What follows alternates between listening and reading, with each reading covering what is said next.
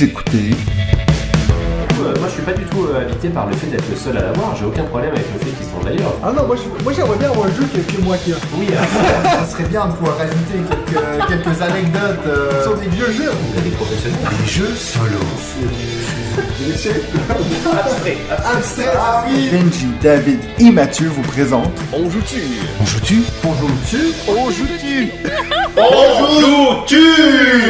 Salut tout le monde, bienvenue au 4e épisode de la saison 3 de On joue-tu? Le podcast des jeux de société. Voilà, comment Il ça est va bien les dit. gars? Super bien. Hein? Donc David, je commence avec toi. Ouais, moi je vais super bien, puis en plus je me sens assez d'humeur taquine aujourd'hui. Donc je pense qu'on va passer un bon moment. Déjà, rien que- Contrairement à d'habitude où t'es beaucoup plus tranquille. Mais- non mais déjà rien que là si on reprenait nos derniers échanges sur WhatsApp, je pense que ça donnerait déjà un peu la Non. température. Je sais pas ce qu'on a aujourd'hui, on a un peu passé la journée à s'envoyer chier et puis... Enfin, vous deux surtout, hein. Moi j'ai pas trop participé, Ah, c'est vrai mais ouais. Ah ouais, non. Ouais. Ouais, un petit peu. Parce que ouais. moi d'être le seul à avoir un vrai travail en fait dans la journée. Pas avoir le temps d'être sur mon WhatsApp. YouTuber, c'est un vrai job, Benji. Silence. Je sais plus quoi dire. Toi ça va Benji? Nickel, parfait, je me réjouis d'être avec vous ce soir comme à l'accoutumée. Ouais, c'était le dernier podcast avant mon envolée pour SN. Et oui, c'est vrai, où nous ne serons pas David. Bah non, on n'y sera pas. Ça va être des vacances pour moi. Pour nous aussi. Ouais, bah je pense on va pas arrêter de le lire parce qu'il va se sentir seul comme un moche là-bas. Oh, je suis pas certain parce que à mon avis il va nous faire des infidélités, il y a du Oui, monde. mais bien Ouais. sûr, il va avoir plein C'est de clair, gens. j'ai déjà prévu des podcasts avec d'autres personnes. Ouais, Oh plein de là gens là. en plus que lui qui nous. Voilà, Le il début de la fin. va peut-être même pas revenir, Ouais, c'est faut vrai. savoir. Alors, on va passer à la réponse à la question de la semaine dernière. Donc la question c'était, mais c'était quoi le jeu que vous avez le plus regretté d'acheter? Parce que nous, on avait fait notre top 5 là-dessus. On a eu qu'une réponse qui avait vraiment une réponse directe à ça. On a eu plein de commentaires qui avaient rapport à d'autres choses, mais la réponse directe qu'on a eue, c'était de La Flèche qui dit « Merci à vous trois pour cet épisode. Plus c'est long, plus c'est bon. » Donc, il est assez d'accord avec vous. Pour ma part, mes deux plus gros regrets, je vais sûrement vous indiquer leurs initiales pour ne pas me mettre à dos Benji, Martin Lafenard Aïe, aïe, aïe. et la communauté ludique Aïe aïe aïe aïe aïe. TG Non, mais et non. SG. Et SG. Je pense que c'est Silent Gods.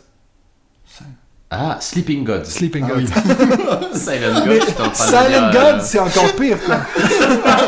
c'est l'extension. C'est ça. Il parle pas beaucoup dans celle-là. TG Donc, et ouais, SG. Tainted ok. Grail et Silent... Sleeping Ah, il faut croire qu'il aime pas trop les jeux narratifs. Oui, c'est sûr. Ben, Faut c'est qu'il peut-être ça. faut qu'il arrête, je surtout pense. C'est Faut ça. qu'il arrête les narratifs. Voilà. Donc, ça, c'était notre première réponse. Donc, merci quand même pour ta réponse. Mais c'est-à-dire qu'il les a donc pledgés et qu'il n'a pas aimé, hein, c'est ça. Hein. Ben, je pense qu'il les a achetés. Sûrement la version anglaise, de toute façon, Sleeping Gods est Oui. déjà sorti, donc il doit l'avoir Oui, en tout à anglais. fait. Parce qu'il me semble que La Flèche, il nous vient du Québec. Il me semble. Ah. Et qu'il est donc, comme tous les Québécois, parfaitement bilingue. Exact. Comme c'est très bien connu. Et comme nous autour de cette table. Ah bah, Hein? il est bien. Of course. Of course. Ensuite, on a Francis Desrosiers qui nous a écrit sur la page Facebook pour nous Québécois dire... aussi. Oui, sûrement, avec un nom comme ça. Arriver à sortir d'une boutique de jeux sans acheter, c'est presque mission impossible. Bonne chance à nous tous! Je suis entièrement d'accord avec lui. Ouais. Et puis on avait un autre commentaire en lien avec ça de Geneviève de notre communauté qui dit impossible de sortir d'une boutique sans jeu. Et si j'y allais pour chercher une commande prête, j'en ajoute souvent un ou deux sur place. Un petit. Misère! On croit entendre Mathieu là. D'ailleurs, c'est ce qui m'est arrivé la dernière fois que je suis allé au magasin de jeux. J'ai ramené Brian Boru. Ah. Bah oui. Bon bah Il est j'espère qu'on juste aura le temps derrière. d'y jouer. Hein. Ouais, Ouais, attends, On hésite non, entre ça et puis le oui. chien là. Non, mais allez, oh, Le c'est chien. pas. Ah oui, c'est pas Twilight Inscription. T'es en train de spoiler mon expérience Ouais. ludique de la Ah, semaine. pardon. C'est dommage. Ouais. Ah, c'est vraiment David. Pardon. Pourquoi Non, tu mais fais ça hein L'os du chien, ça s'appelle pas comme ça. Hein. Donc voilà, merci beaucoup à tous ceux qui ont pris le temps de mettre des commentaires sur, soit sur la page Facebook ou sur la vidéo YouTube. Merci presque à tout le monde. critiquer. Merci presque à tout le Mais monde. puis, ouais, parce qu'on a eu quand même 2-3 critiques, on va pas les nommer, mais... Mais c'est Non, mais le début il de la faut- gloire, c'est normal, On c'est est là normal. pour C'est le début de la ça. gloire. On commence à avoir des haters. Moi j'aime ça. C'est bon ça. Ça, c'est comme dans le rap, quand t'as des haters, ça veut dire que t'es cool. C'est quoi. bon signe. Ouais. Ok, bon. Alright. Et maintenant, place aux news de David. Alors, on passe maintenant aux news. Hey, bah oui. Bah, il y en a, hein. Ouf. Oh, j'ai bien fait mon travail aujourd'hui. Ben écoute, je vais aller préparer à souper et puis Ouais, j'en viens. Mais j'ai cru entendre que c'était déjà prêt, donc Oui, oui, oui, en bien fait, sûr. vous pourriez manger pendant que je fais les news. Ouais, c'est parfait. Non, le premier, bah déjà, comme je suis d'humeur taquine, comme j'ai dit tout à l'heure, on va forcément parler de cette vente d'un pack promo. Alors attention, parce que je te rappelle que maintenant, il y a une rubrique Oui, Kickstarter. oui, tout à fait, mais bon. Alors si tu me piques mes propres infos... alors non, je te laisse, y a pas de souci, je tease pour après. Non, alors celui-là. Non, je tu pense peux y aller, parce que je l'ai pas mise dans les... Ah, tu l'as pas mis, Vas-y. t'as pas osé. Allez, go. Donc, comme certains d'entre vous le savent bien, David Turkzy va devenir papa. Félicitations pour la deuxième fois. Et Sans puis l'aide de Benji. C'est ça, j'allais dire. L'autre papa, c'est Benji. Bah moi j'y ai cru fortement, mais non, j'ai l'impression qu'il y a une femme derrière tout ça.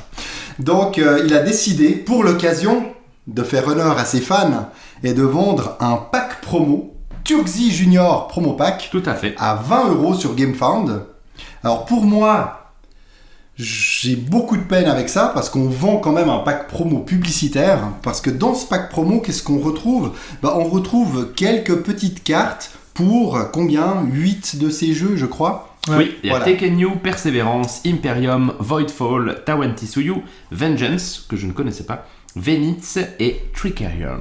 Voilà, exactement. Donc déjà, pour pouvoir profiter largement de ce pack promo, il faut déjà avoir Les acheté 8 jeux, ouais. les 8 jeux. Donc déjà, rien que pour ça, le pack promo, tu l'offres. Mon cher David, même si j'ai le même prénom que toi, je t'aime beaucoup, mais tu pourrais offrir ce pack promo avec des commandes, avec je sais pas, d'autres jeux. Bref, tout ça pour dire que personnellement, je comprends pas trop cette vente de promo pack, qui Ouais. sont des objets en principe publicitaires. Maintenant, s'il y en a qui sont prêts à les acheter, pourquoi pas ? Il y en a quand même 304 à l'heure actuelle, donc c'est pas énorme. Hein. Non, mais il y en aura bientôt 305, et puis ça vient de commencer au moment où on enregistre. Hein. Oui, mais Depuis il a quand quelques même un temps. objectif à 26 000 €. Donc quand ça me démarre si mal que ça, Non mais ça démarre. ça va peut-être pas arriver. Allez, c'est parti pour le premier clash du podcast. David Non, mais- l'avait annoncé en avance. Mais toi, Moi- t'es pour ce truc, quoi. Mais en fait, moi, je suis ni pour ni contre, j'en ai rien à foutre. Ouais. Si il a envie de faire Tu vas ça, le backer. je pense que je vais le backer. J'avoue que je vais le backer en partie par esprit de Vas-y. contradiction, parce que ça me fait rire. Mais en fait, le principe, c'est que si vous aimez ça, vous le backez. Si vous aimez l'auteur Oui, c'est ça. et tout le travail qu'il fait, bah, c'est un petit moyen de lui filer un coup de pouce au moment de la naissance de son gamin. Ouais. Je trouve que c'est plutôt sympa en fait dans la communauté. Et puis si t'as pas envie de le backer, bah, tu le backes Ah, pas. bah, c'est ça. Personne te met Mais- un couteau sous Tout la à fait, gorge. mais comme donc, on est là pour commenter, C'est clair. commenter tout ce qui se passe, voilà, on donne chacun. Je trouve ça drôle, maintenant je suis en train de me rendre compte que j'ai été étonné de savoir que tu le backerais alors que tu nous parles de David Turkzy une fois par épisode. C'est un peu ton Everdale, donc j'imagine vrai, que c'est c'est vrai. sûr que t'allais le faire. quoi. Non, non, mais bien sûr, parce qu'en plus, j'ai quasiment tous les jeux dont je vous ai parlé, puisque j'ai Perseverance, Imperium, Voidfall, Tekken New, puisque tu vas bientôt me le filer, et Tricarion. Donc, je pensais t'offrir celui de Tawantisuyu. Que j'ai pu. Eh ben, je vais pas te l'offrir alors. Mais tu peux m'offrir celui de Tekken Yo. Non, ça je vais le garder en attendant que tu me le vendes. Non, mais ça m'avait fait rire, effectivement, j'ai vu pas mal de commentaires comme ça, un peu Mais comme d'ailleurs, ce que tu dans viens de notre faire, communauté, David. il y a eu une Ouais, petite discussion ouais, là-dessus c'était aussi. ouais. intéressant. Moi, vraiment, c'est le genre de choses sur lequel je trouve que mettre une énergie de râlage me semble difficilement compréhensible, tellement, en fait, encore une fois, ça ne sert à rien, c'est vraiment de la promo, ça a un petit rajout sur le jeu. Bah, t'as envie de le prendre, tant mieux, parce que t'aimes le jeu, t'aimes le personnage, t'as pas envie de le prends pas, et puis y a pas de souci, quoi. L'enfant n'est pas encore né, qu'il est déjà objet marketing. C'est vrai, tout à fait. C'est Tout à magnifique. fait. Non. Turkzy Junior. Seconde news, donc chez Renegade. Ça a pas été Renegade. si agressif que ça. Non, non, mais ok. je reste quand même. T'es gentil. encore taquin. Ouais, tout à fait. Donc chez Renegade va prochainement sortir un jeu tiré de American Psycho. Donc American Psycho Killer Game. Donc je sais pas si vous avez lu le roman de Bret Non. Easton J'ai vu le Ellis film par ou contre. vu le film avec le fabuleux Christian Bale. Tout à fait. Donc voilà, donc c'est vraiment un jeu qui a l'air d'être assez fidèle au film. Donc pour ceux qui ne connaissent pas, donc dans ce film, on cherche à obtenir surtout dans le jeu, on cherche à obtenir des biens les plus précieux, de réserver les restaurants les plus branchés, de maintenir notre apparence personnelle et avoir la meilleure carte de visite de tous les collègues que l'on déteste, bien entendu. Et puis tout en essayant de maîtriser notre rage psychotique et notre nombre croissant de victimes. Parce que oui, dans ce film, on incarne un héros qui va tout simplement tuer un grand nombre de personnes. Ça peut être des homosexuels, des femmes, des noirs, etc. Donc il a tous les défauts possibles, cet homme-là. Et donc on va incarner ce tueur en série dans ce jeu American Psycho. Alors, Un peu n'est-ce pas un brin de mauvais goût? Je ne C'est sais fou, pas. hein. Pourquoi pas, mais très franchement, en voyant le matériel, en voyant le pitch, j'ai pas l'impression qu'il va rester dans les annales du jeu de société. Mais c'est vrai que tu peux te dire qu'au moment où on ressort Great Western Trail pour qu'il soit plus inclusif, qu'il y ait des gens de toutes les couleurs, de Exactement. tous les genres, etc. Non, ça c'est Puerto Rico. Non, Oui, non, mais aussi, Great Western Trail. Ah, je savais pas. Non, non, Oui, mais tout à Puerto fait. Rico, t'as raison. Ouais. Au moment où on ressort Mombasa pour plus trop parler d'esclaves, Ouais. derrière on sort, tiens, incarner un serial killer homophobe et raciste. Ouais, C'est c'est un bizarre. petit hein. décalage un peu étrange. Exactement. Alors, va-t-on en reparler à l'avenir? J'ai quelques doutes. Et puis, pour rebondir là-dessus, j'étais même pas au courant qu'il y avait un jeu Breaking Bad, donc tiré de la Ouais, ça, sortie je savais, ouais. chez Edge en 2018. Alors, c'est marrant parce que je l'ai vu en faisant un peu ma veille pour les news. Et puis, juste après, j'ai vu que sur notre Discord, dans notre communauté, quelqu'un a dit qu'il avait acheté. Quelqu'un a dit qu'il l'avait acheté en profitant d'offres dans je savais une pas. boutique. Alors, j'espère que ce que j'en ai lu ne sera pas exact pour notre cher ami, parce que selon Trick Track, c'est une erreur de casting monumentale que ce jeu. Donc, regardez la série, ne jouez pas forcément au jeu, mais si vous l'avez, jouez-y, et puis dites-nous ce que vous en Bon, avez ça serait pensé. ça serait pas la première fois qu'un jeu sur une licence Non, fait un bah, peu bien pitié. entendu. À part Dune Imperium, c'est assez rare qu'un jeu fait succès alors que c'est tiré d'un jeu. Alors je pense que sur le Seigneur des Anneaux, sur Star Wars, il y en a quand même eu des Ouais, excellents non, ouais, jeux, ouais, ouais. ou sur les Marvel. Oui, mais là, c'est des licences qui sont un peu comme. Il n'y a pas un gros fanbase. Ouais, Breaking Bad peut-être, mais genre American Psycho, je sais pas à quel point tu vas aller chercher. Tu sais, c'est comme The Thing. C'est vrai. À quel point tu as un énorme fanbase qui attendait juste ça, je sais pas. Après sur BGG, il a quand même une note à 6.8, c'est pas non plus... Lequel, la- ça? bah, Breaking je suis Bad? d'accord, Breaking Bad, tu ouais. vois. C'est pas la cata, hein. C'est pas la cata, c'est pas la Pour cata. pour un jeu qui a pas l'air d'être C'est très pas la cata, compliqué. c'est pas la cata. S'il y a Ouais, au ouais. moins. Ah oui, c'est dur, taquine effectivement, hein, dis donc. Ça va être long cet enregistrement. Si y a tout le monde qui a participé dans l'émission de Breaking Bad est allé voter a mis des 10, ça fait peut-être monter la note. C'est possible. Ça peut aider. Sinon, j'ai beaucoup pensé à toi, Mathieu, qui est en train de nous créer un futur chef-d'œuvre dans le jeu de société. Yes, sir. Savais-tu que Azao Games propose une solution print on demand, Oh. pardon, de jeux de société. Donc les jeux de société Et là, tu te moques pas de imprimés. l'accent, là. Oui, Non, j'ai je- corrigé là, pas. tu- J'ai corrigé pas. Non, mais c'est pas un vrai mot, Azao, je sais pas ce que c'est. Non, il parlait de print on demand. Ah, pardon. Donc des jeux fabriqués à l'unité, donc ce qui est assez intéressant effectivement pour Si tu des penses que le jeunes jeu de Mathieu ne se auteurs. vendra qu'à l'unité, mais... Non, mais pour démarrer, ça peut aider, tu vois. Pour démarrer, avoir autre chose qu'un proto fait maison, eh bien, pourquoi pas, de passer par eux, surtout qu'ils... Je vous ai fait à manger, les gars. Ils s'occupent aussi de la promotion. Alors, j'ai pas tout analysé, mais c'est pas juste une petite impression. Il y a Ouais. l'air d'avoir tout un concept derrière. Donc voilà, je ne connaissais pas du tout ça. Et puis, en termes de nouveautés, il y a la gamme Access Plus chez Asmodée qui arrive sur le marché. Donc, c'est des jeux qui sont spécialement conçus pour les personnes ayant des troubles cognitifs.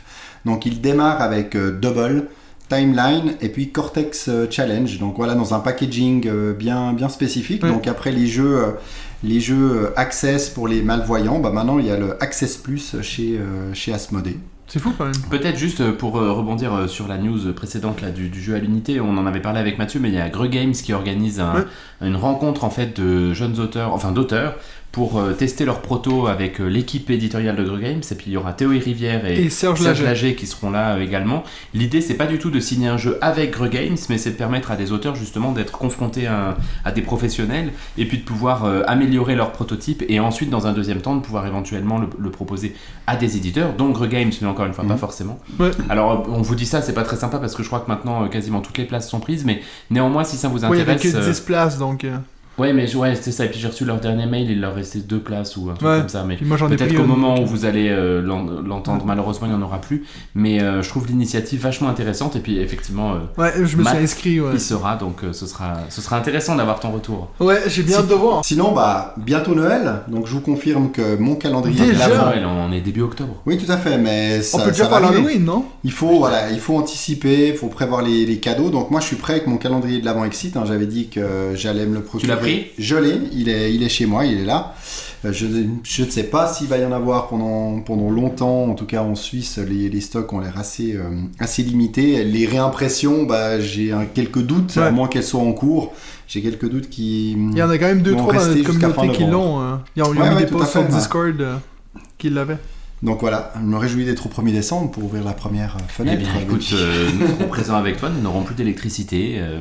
Et vu que je vous parle de Noël, il y a le Noël web ludique de Trick Track qui a ouvert ses inscriptions. Donc très franchement, je vous avoue que je ne connaissais pas et pourtant ça fait depuis 2007 que chaque année, ils proposent de s'inscrire à leur Noël web ludique. Donc en quoi est-ce que ça consiste ?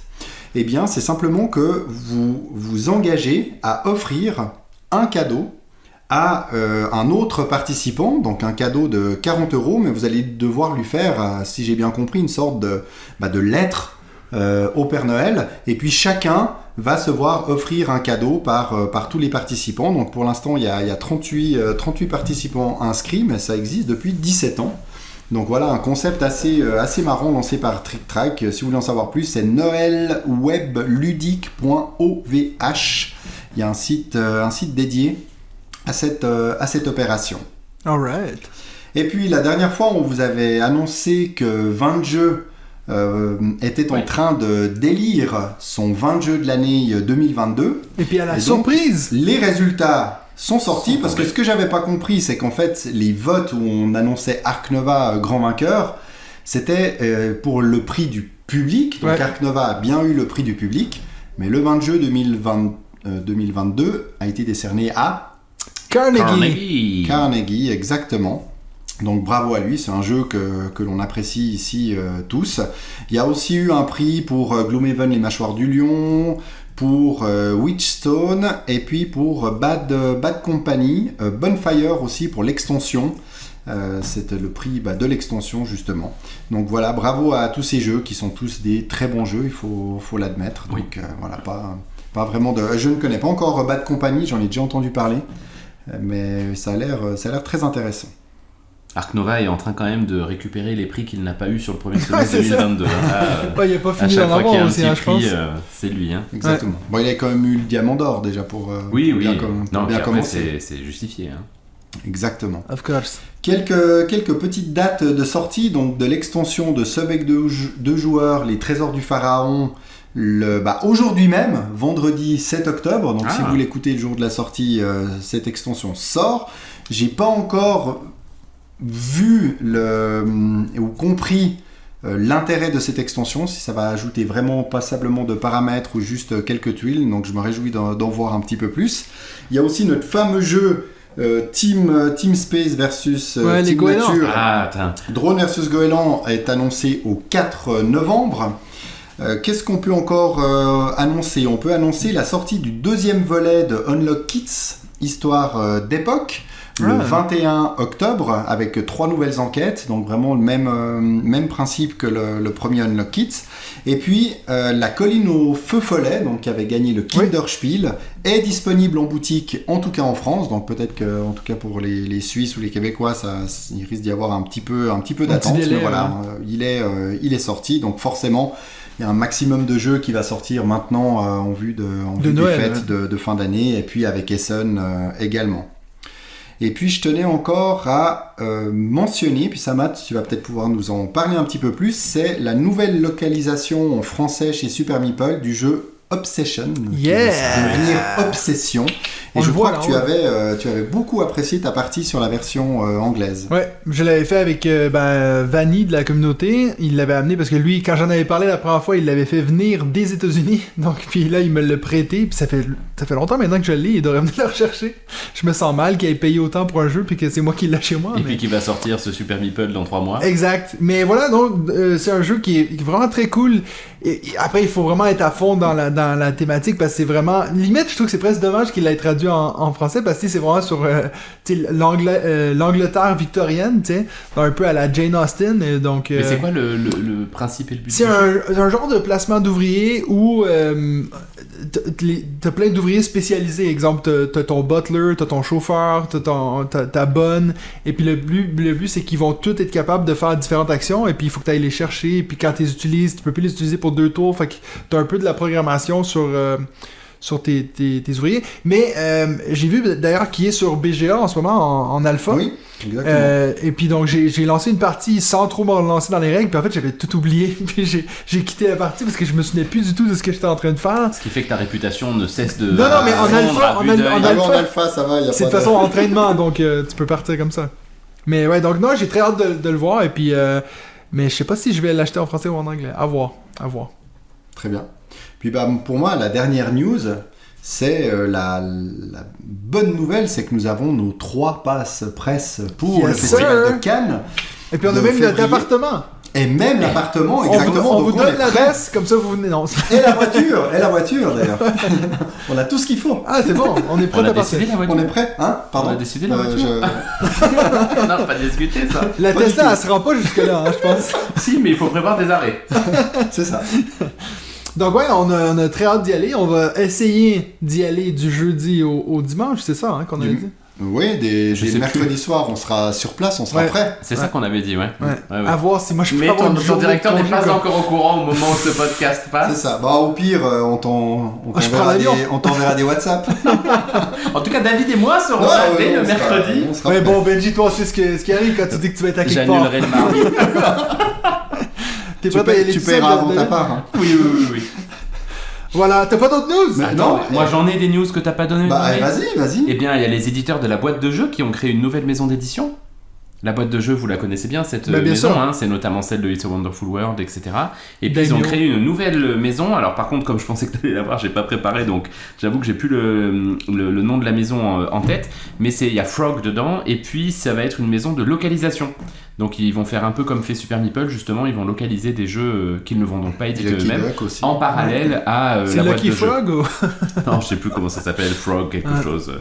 Donc voilà, alors ils ont demandé sur Facebook quel était le premier jeu qu'ils allaient éditer à la cantonade. Ouais. Et puis je me suis permis de leur demander d'éditer Nemo's War parce que ça fait, je pense, une année Ah qu'on oui. en parle et puis on n'a toujours pas de news en fait. Ouais. Il paraît une très que ce bonne- jeu devrait très être bonne édité, idée. mais on sait toujours pas quand. Donc voilà, puis je trouve que c'est une bonne nouvelle parce que c'est des gens assez sérieux, leurs jeux sont bons et ça fait plaisir d'entendre qu'ils se développent. Ouais. Et ils en sortent de plus en plus d'ailleurs. Oui.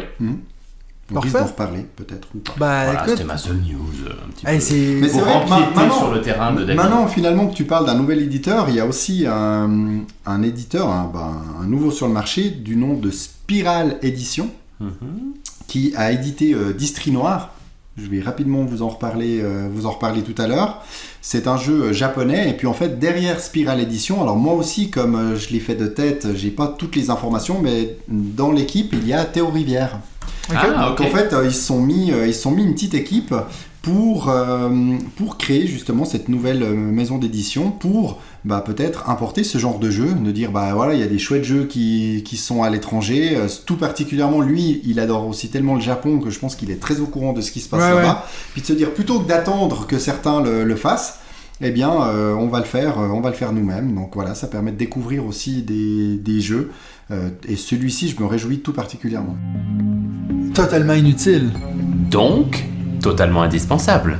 Avec Benji.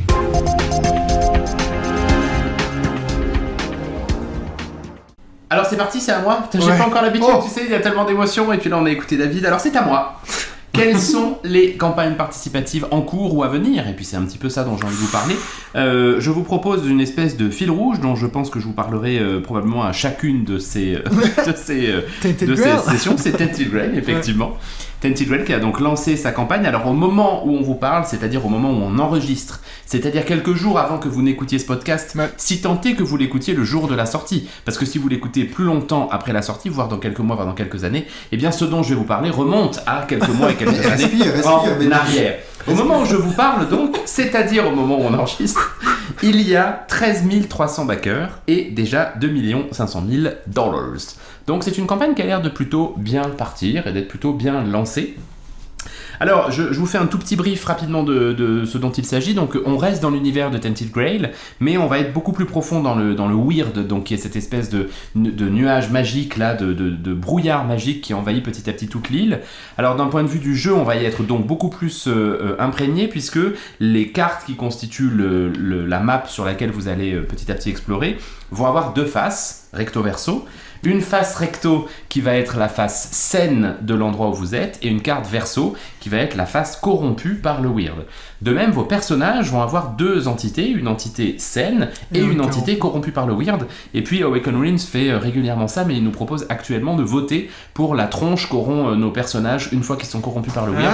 Donc là, il y a le premier qui a été voté, qui avait du coup été une belle figurine d'un mélange entre une femme archer et un serpent, donc ça a l'air assez joli. Il reste combien de temps à la campagne? Il reste encore 2 semaines. Encore une fois, au moment où on enregistre. Oui, bien sûr. Donc il reste effectivement un petit peu de 13 000?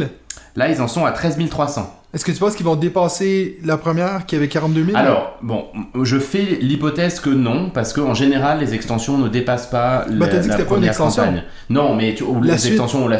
Alors, c'est pas vraiment une suite, parce que même si on est dans l'univers, a priori, il n'y a pas de lien. J'imagine qu'il y aura quelques connexions quand même, mais il n'y a pas de lien direct entre les deux choses. Mais je fais le pari que non, même si je serais très heureux pour Awaken Realms que ça le soit. À suivre.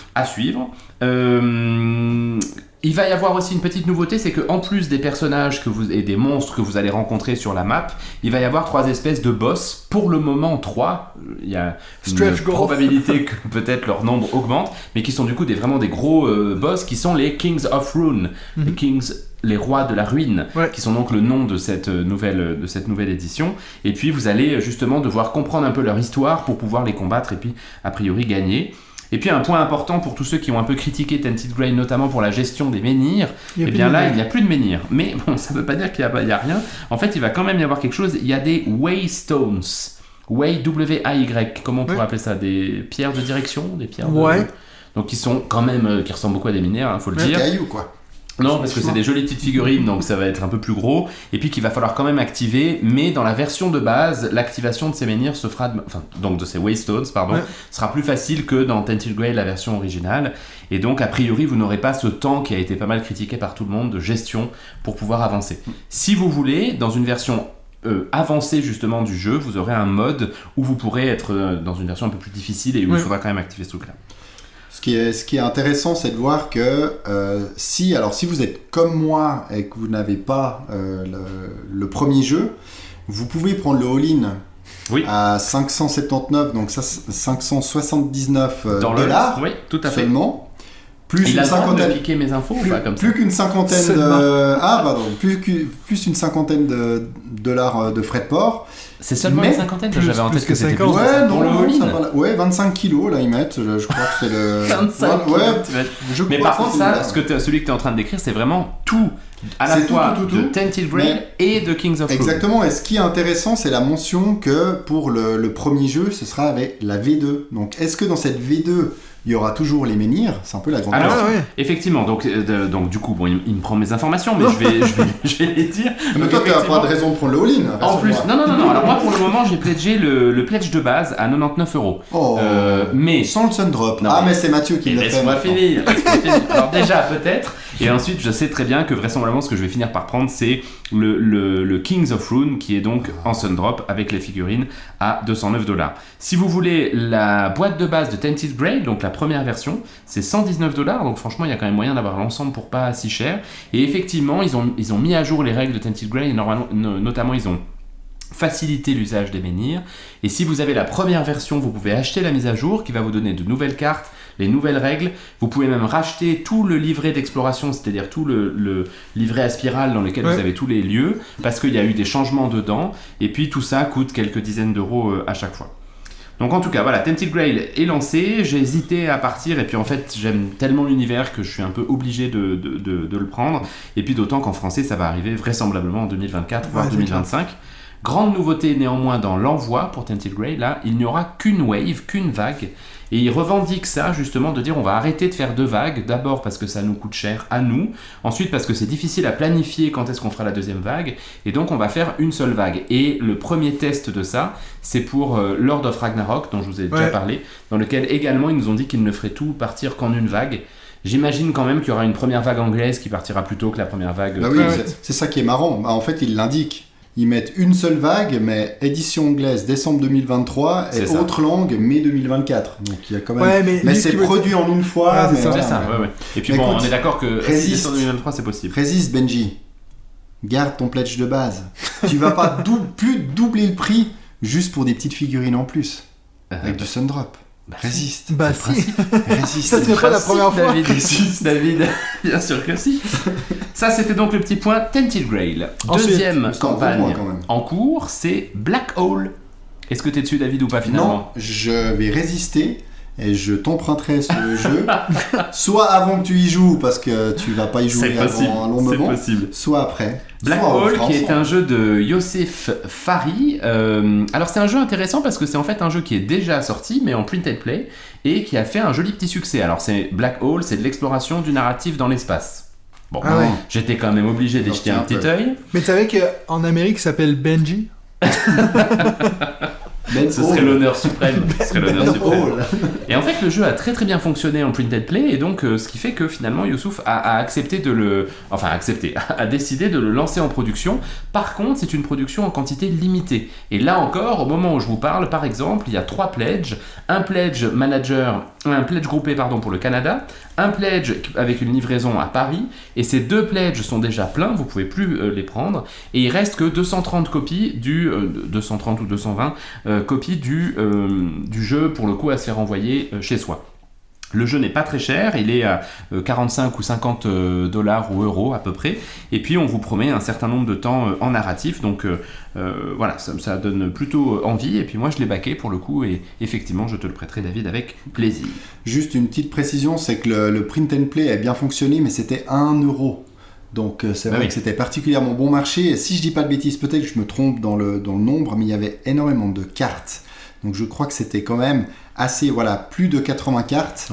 Donc à imprimer, je pense que Mais les retours de ceux qui l'ont eu étaient exactement, vraiment très il y avait beaucoup d'attentes de certains de l'avoir en version physique, donc c'est très bien qu'ils l'aient fait. Moi j'ai backé certains de ses précédents jeux. Donc moi j'avais backé 2 de ses précédents jeux, donc Way of the Samurai et The Road. The Road, j'ai vraiment bien aimé, j'ai fait plusieurs parties.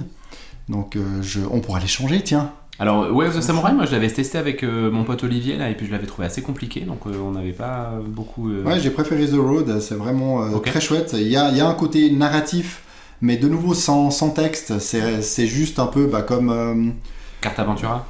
Oui, un peu ce genre-là où finalement tu te fais ta propre narration parce que c'est que des lieux différents que tu enchaînes, des rencontres que tu fais, donc c'est très intéressant comme concept. Puis on voit même dans Black Hole, il y a pas mal, quand on voit le matériel, il y a beaucoup de similitudes dans ces jeux, et ça c'est intéressant, c'est sa signature. Alors ça c'était donc pour les campagnes sur lesquelles moi je suis en ce moment. Deuxième point, les campagnes qui ne sont plus. Et puis là, une news qui a fait grand bruit, en tout cas sur notre Discord. Et puis moi, ça m'a bien fait réagir, en tout cas. C'est la fin de la campagne de Kingdom Come Deliverance. Alors, qui est une campagne que moi, je ne suivais pas des masses, mais qu'on m'avait envoyée sur le Discord. Je crois que c'est Cédric, notamment, qui m'en avait parlé. La campagne avait de quoi attirer. C'était là aussi un gros jeu narratif dans un univers médiéval qui n'avait pas l'air d'être médiéval fantastique. Ça avait vraiment l'air d'être du médiéval assez pur, donc d'une espèce d'imprégnation dans ce que c'était que le Moyen-Âge, avec un certain nombre de points assez intéressants, et notamment c'était beaucoup dirigé par une application sur un smartphone, mais d'une compagnie, dont là je perds le nom bien sûr au moment de vous en parler, d'une compagnie qui était assez réputée justement pour ses app-driven games. Et puis la compagnie a lancé la campagne avec un seuil de financement qui était relativement bas, qui a été atteint relativement vite, et en quelques jours ils ont relativement dit qu'ils allaient donc arrêter la campagne. Alors malheureusement c'est pas drôle pour eux parce qu'en plus de l'arrêt de la campagne c'est quand même la fin de leur maison d'édition en fait, et ils ont lancé une discussion, en tout cas ils ont lancé un pavé dans la mare plutôt de ce sujet, qui malgré tout est un serpent de mer, parce que moi je l'avais déjà entendu par le... Board Cubator. Ouais, c'est ça, Board Voilà. Cubator. Je l'avais déjà entendu par le patron de Monolith, Fred Henry, qui avait eu cette discussion à un moment donné, c'est cette fameuse question du seuil de financement. Et en fait, eux ont été transparents a posteriori, en Ouais. expliquant qu'en fait, ce dont ils auraient vraiment eu besoin pour pouvoir lancer le jeu, c'est 1,5 million d'euros, et puis le seuil de financement était C'était 100 000. à 100 000 euros. Donc bien sûr, 100 000 euros, c'est vite atteint, mais le 1,5 million ne l'était pas. Et donc ça a relancé le débat de mais en fait qu'est-ce que c'est que ce seuil de financement qui est C'est indiqué, clair. et puis en fait est-ce que c'est véritablement le seuil de financement qui est nécessaire? La réponse est bien sûr non, ça Ouais. n'est jamais le cas, et c'est beaucoup utilisé par les boîtes comme un outil marketing pour pouvoir dire derrière funded in 2 minutes, funded clair. in 30 secondes, funded in 1 day, etc. Mais moi, comme j'ai dit, j'avais lancé ça dans le Discord, mais moi, mon rêve, ça serait de créer un jeu et puis de faire un funding à 1$ pour qu'il soit atteint en 2 secondes. Comme ça, tu peux un peu moquer le truc. Parce que c'est vrai que c'est ridicule de dire que... Ok, moi, je savais... Bien sûr que je m'en doutais que c'était plus qu'il y avait besoin, mais là, on est à 15 fois le prix qu'eux, ils mettent. Tu sais, si tu m'as dit que c'est le double qu'ils ont besoin, ok, Non, bon... c'était pas possible que ce soit à 15 parce que si c'est 15 fois 100 000, on était à 1,5 million, et puis c'est ce dont Bah, ils c'est ça. avaient besoin. Ouais, C'est ce que justement, j'ai dit. bah, c'est ce qui. Mais non, mais ils étaient pas à 1,5 million puisque c'est Oui, mais Non, c'est... non, non, moi, mais moi, ce que c'est- je veux dire, c'est que c'est fou que le seuil qu'eux, ils affichent Ils est ont dit 15 fois plus petit que ce qu'ils ont en fait besoin. Tout à fait, ouais. C'est vraiment c'est mentir aux gens. Puis je suis vraiment pas en train de dire ça comme si c'était que eux qui faisaient ça. Je comprends que c'est un peu comme ça que ça fonctionne, mais moi c'est la première fois que j'ai été confronté à ça, puis ça m'a vraiment choqué. Je me dis mais en fait c'est vraiment prendre les gens pour des idiots. C'est vraiment du marketing pur et dur quoi. Mais est-ce que c'est pas la définition du marketing? Oui ouais, mais clairement. Oui, clairement. Je dis ça devant David. Non, mais après, c'est vrai Prendre que des gens pour des idiots, finalement, c'est si notre tu mets un objectif à 1,5 million, Ouais. tu peux aussi montrer aux autres que toi, waouh, quoi, derrière, ça doit être un projet assez énorme. C'est ce que Donc, je me dis. Et ben oui, mais Fred Henry justement de Monolith avait fait ça, je sais plus pour quelle campagne, et en fait ça n'avait pas fonctionné. Moi j'aimais beaucoup la démarche de ce mec parce que justement il a voulu dire en fait Kickstarter nous prend pour des débiles. C'est pas Kickstarter, mais les éditeurs sur Kickstarter nous prennent pour des débiles. Les stretch goals qu'on vous vend si vous achetez le truc, heureusement sont faits bien en amont, parce que si c'est pas le cas, soit c'est le cas, ils sont faits bien en amont et donc c'est pas une découverte, Ouais. soit en fait on va les construire après avoir fait le jeu, mais ce sera donc très mal équilibré. Ouais. Et donc lui, il avait voulu faire plusieurs tentatives comme ça en disant, moi je vous donne une boîte, elle est finie au moment où je vous l'offre, il n'y a pas de stretch goals et je vous dis exactement de combien j'ai besoin pour la faire. Et en fait, ça n'avait pas bien fonctionné. Ouais. Je me rappelle plus pour quel jeu il avait fait ça, mais ça avait été un échec. Et il avait...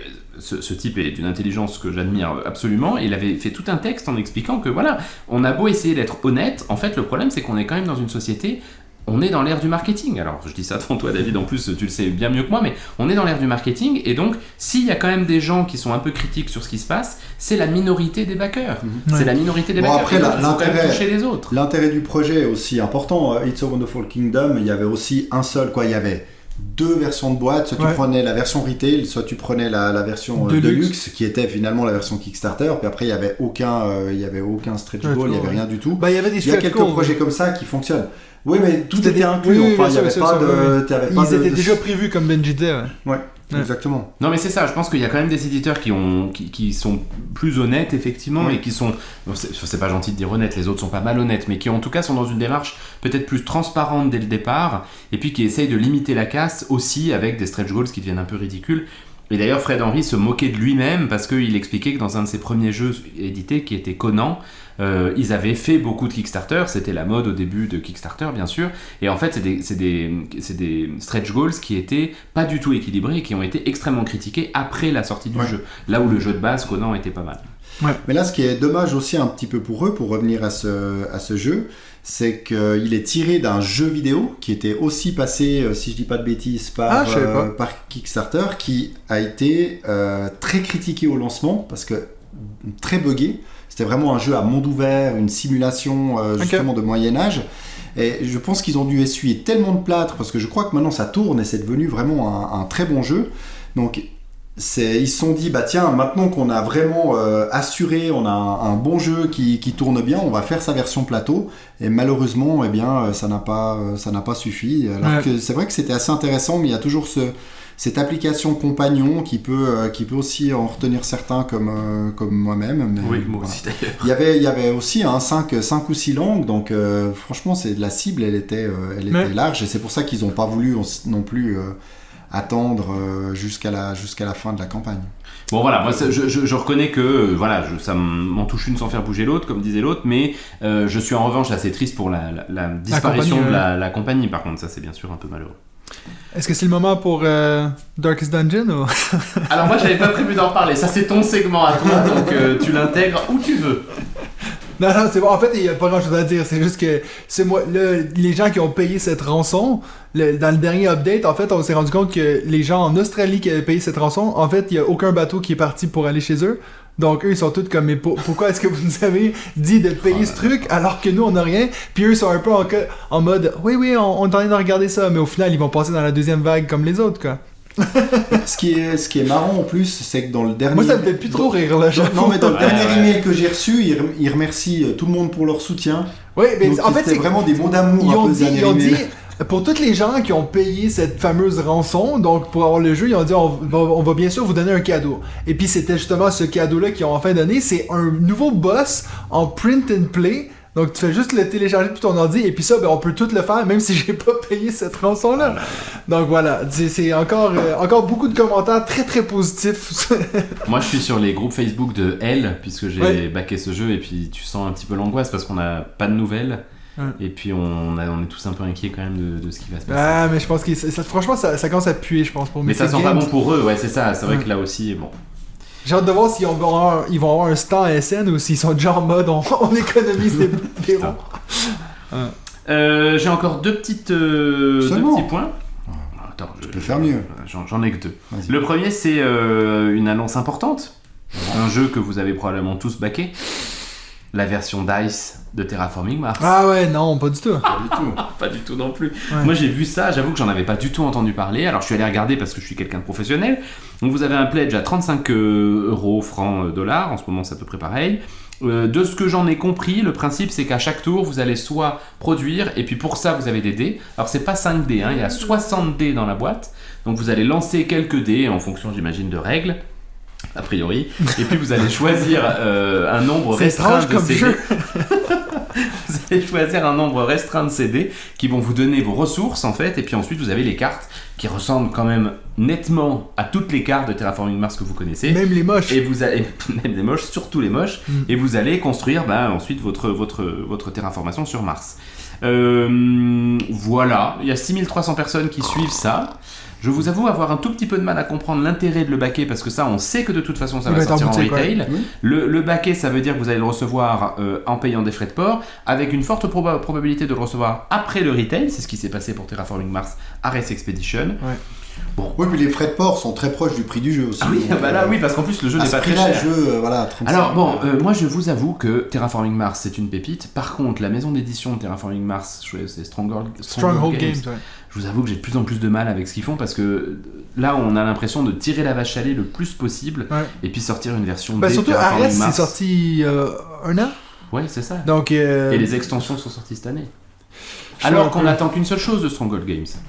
C'est de rééditer Terraforming Mars avec des images qui sont jolies. Ouais. C'est tout ce qu'on attend d'eux. Et là, il faut qu'il donne un matériel un peu différent aussi. Et un matériel un peu différent. Il faut qu'il donne le projet à Awaken Realms pour qu'il fasse un nouveau. C'est ça, c'est exactement ça. Et là, je serai là.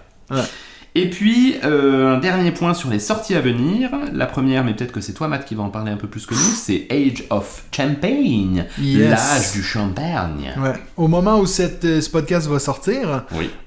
Donc dans 4-5 jours, vous allez voir sur ma chaîne YouTube une vidéo preview du jeu. Wow. Mais est-ce que tu as une date à nous donner? Parce qu'on ne la trouve pas. On m'a dit 2 semaines après SN. Donc, j'ai pas une date précise, mais ça va être dans cette semaine-là. Ils attendent mi-fin octobre, ils ont dit. C'est ça. Puis je me suis abonné, vous pouvez d'ores et déjà, la page Kickstarter existe, donc si vous voulez être informé, être prévenu. Age of Champagne, donc un jeu intéressant qu'on avait testé dans un prototype, dans une première version, pas encore terminée, et puis toi t'as reçu le deuxième, donc ce sera à tester dans pas longtemps. Yes. Ensuite, on n'en a pas parlé, ça m'a un peu surpris, mais on a quand même des infos de plus en plus importantes sur le prochain Lacerda. Oui, Weather Machine. Non, ça c'est Ah, le pardon. Weather Machine. c'est déjà passé, ça. Ouais, mais celle-là, j'ai vu qu'il va. Weather Machine tomber. il est bientôt en arriver. train d'être livré là, effectivement. Donc, alors moi je l'avais pas baqué, donc je me réjouis d'avoir les retours de celles et ceux qui l'ont fait. Mais vraisemblablement début 2023, il va y avoir la prochaine boîte de Lacerda qui s'appelle Inventions, Evolutions of Ideas. Ouh. Qu'on pourrait traduire en quelque sorte par invention, les évolutions des idées. Mais c'est pas celui-là qui apparemment elles sont plus accessibles ou. Non? Non, ça n'a pas l'air d'être parti non. pour. Non. Non, il a sorti un plus accessible pour Lisboa, qui s'appelait Mercado of Lisboa. Ah oui. Et puis il a sorti Que j'ai. un autre truc. Oui, il y en a un autre aussi avec un autre auteur. Il fait souvent avec Ah ben, un autre voilà, auteur pour tout à fait. ces versions plus. Dans une ces version jeux de plus faciles, Kanban plus Eevee, simples. mais plus abordable, qui s'appelle Ok. Bot, quelque chose, je sais plus. Donc là, non, c'est vraiment son prochain jeu dans le même idée. Alors là, on a peu d'infos pour le moment, hein, mais a priori, on va avoir une main de carte qui va représenter des idées. L'objectif, ça va être que ces idées se transforment en inventions. Et puis avec ces inventions, on va faire évoluer nos sociétés et nos civilisations. Et une fois que les inventions sont créées, elles sont disponibles pour tout le monde. Moi, j'avoue que autant Weather Machine ne m'excitait pas des masses dans la thématique, autant là, je suis assez vite hypé et donc j'attends ça avec beaucoup d'impatience. Parce qu'on sait bien, c'est pas tout d'avoir des idées, mais il faut les réaliser. Exactement. Et là, la Cerda, il ça sait nous faire. permet de le faire. Ouais, c'est c'est beau. beau, c'est beau quand tu parles. Bon sang, c'est beau. Il y a quand même une autre sortie là le mois prochain. Tu l'as pas celle-là? Eh ben, c'est mon dernier point. Alors on va Ah. voir, mais c'est moi un jeu que j'attends beaucoup. Bah oui, c'est ça. C'est la campagne From the Moon Bah, de bien la boîte sûr. de jeu, Voilà. qui a effectivement annoncé sa date de sortie sur Kickstarter, qui sera donc le 15 novembre. Kickstarter ou GameFound d'ailleurs, tiens, j'ai un petit doute. Je crois que c'est Kickstarter. Ok. En tout cas, ce sera le 15 novembre, donc elle sera vraisemblablement Bon, ça fait visible sens. sur Essen, donc Ouais. tu pourras nous Ouais. en envoyer quelques petites photos, nous donner des news.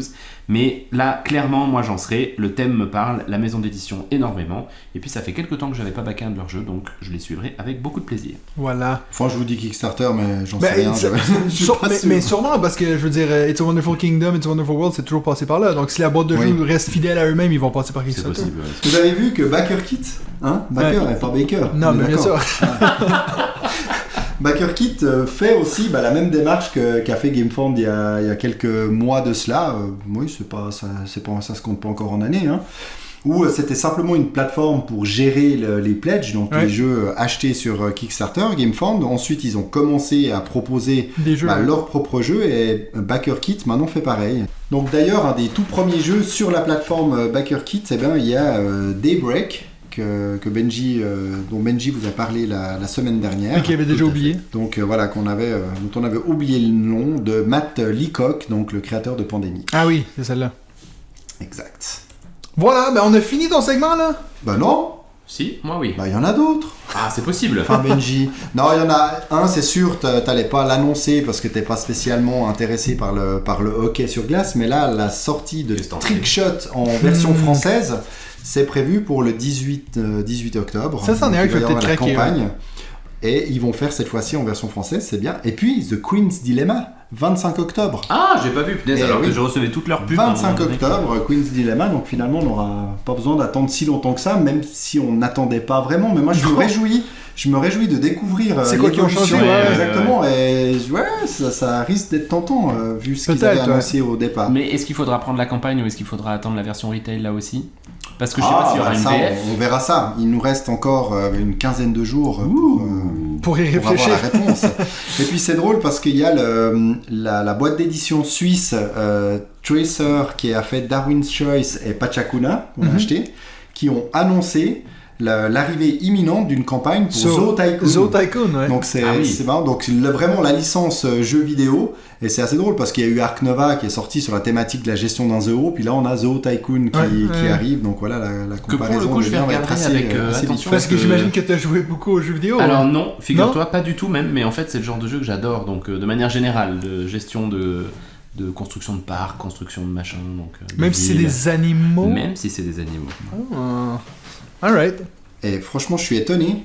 T'es pas mentionné parce qu'il y a une campagne avec non pas un, Non pas non deux, pas deux, mais trois. mais 3 jeux dans un seul projet KS qui va sortir le 11 octobre, dont un jeu de Rainer Knizia qui t'a spécialement dédié, Benji, parce que ce jeu s'appelle Pollen. Le pitch. Dans Pollen, tu vas devoir entourer les pollinisateurs, Ah mon tels dieu. que les abeilles et les papillons, en plantant des fleurs dans ton jardin, dans l'espoir de les attirer avant que les jardiniers n'en ait l'occasion. L'occasion de quoi? Je sais pas. De les De couper. ramasser les fleurs, Ouais. sans doute. Est-ce que ça c'est pas un peu raciste envers les jardiniers du coup qui ont forcément le mauvais rôle? On verra. Tu vois? C'est un des rares jeux nature qui me dit rien du tout là.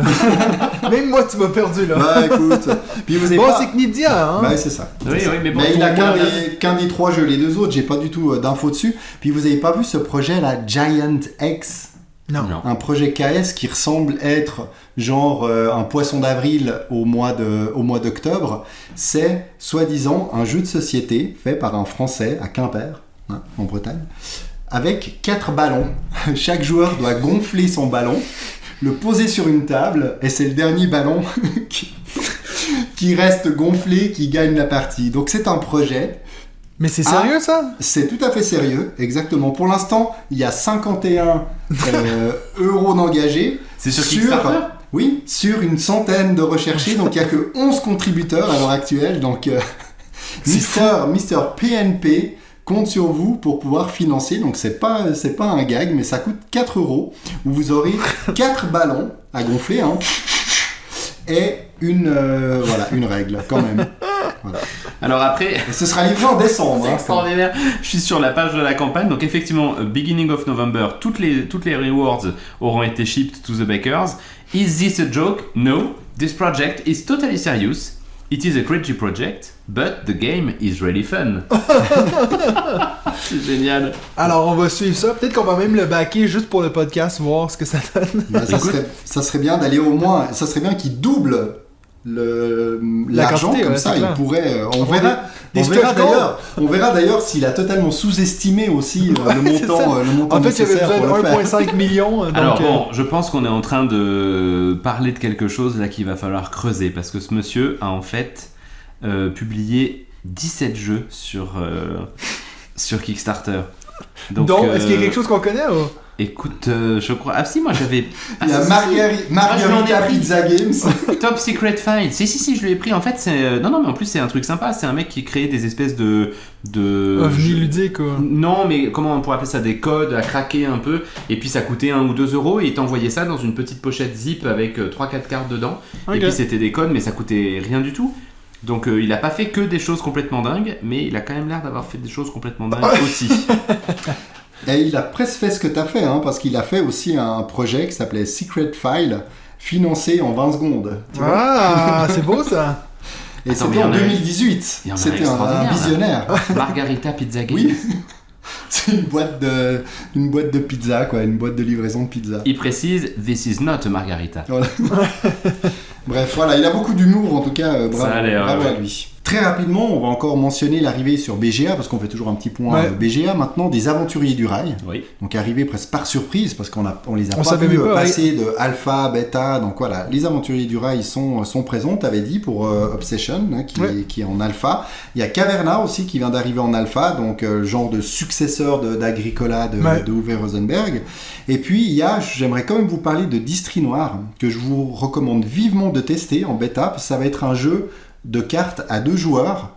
Et je l'ai testé et c'est vraiment très très intéressant. Le principe du jeu est très simple. Vous avez 2 cartes qui sont posées entre les 2 joueurs. Et puis ces cartes sont numérotées entre 5 et 8. Donc 5, 6, 7, 8. Et puis il y a encore des moins 1, moins 2 points, plus 2, plus 4 points, etc. Ouais. Et chaque joueur va rajouter une carte de sa main à cette rivière de cartes. Et le jeu dure 4 manches.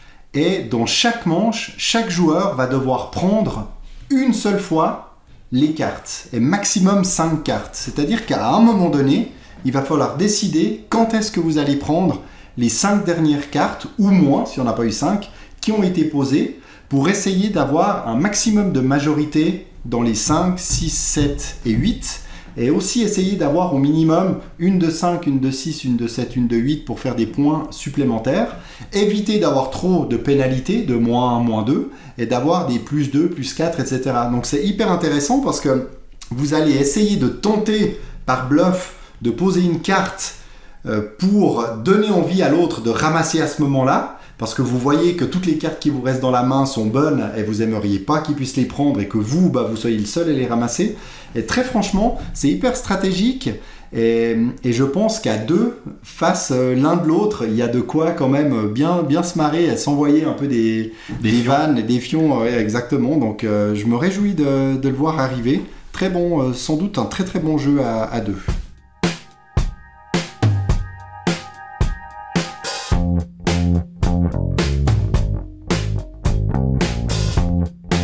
Alors maintenant, on va passer à nos expériences ludiques, donc des 2 dernières semaines. Je vais commencer parce que ça fait genre 1 heure que vous parlez, puis que moi je fais juste vous dire ouais. Donc voilà. Mais tu le fais bien. Mais merci. Ouais. Alors moi je vais parler de 3 jeux. Le premier, je vais y aller très rapidement. C'est à votre tour de dire ouais.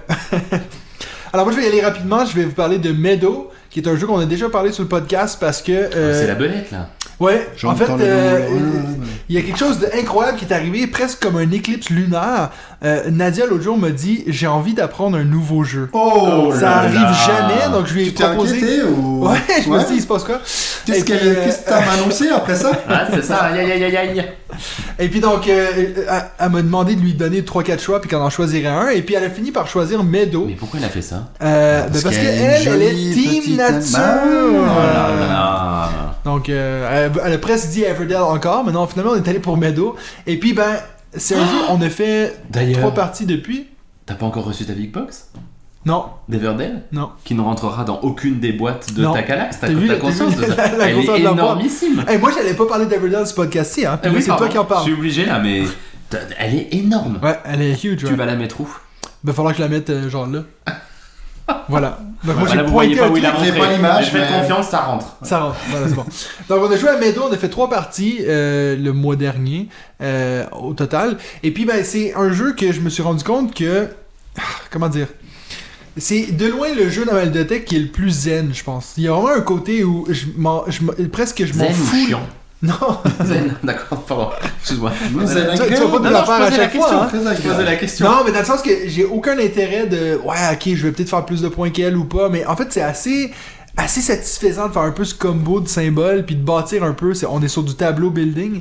Et puis, ben, d'ici la fin de la partie, à chaque fois, j'ai l'impression, ah mon dieu, on a déjà fini.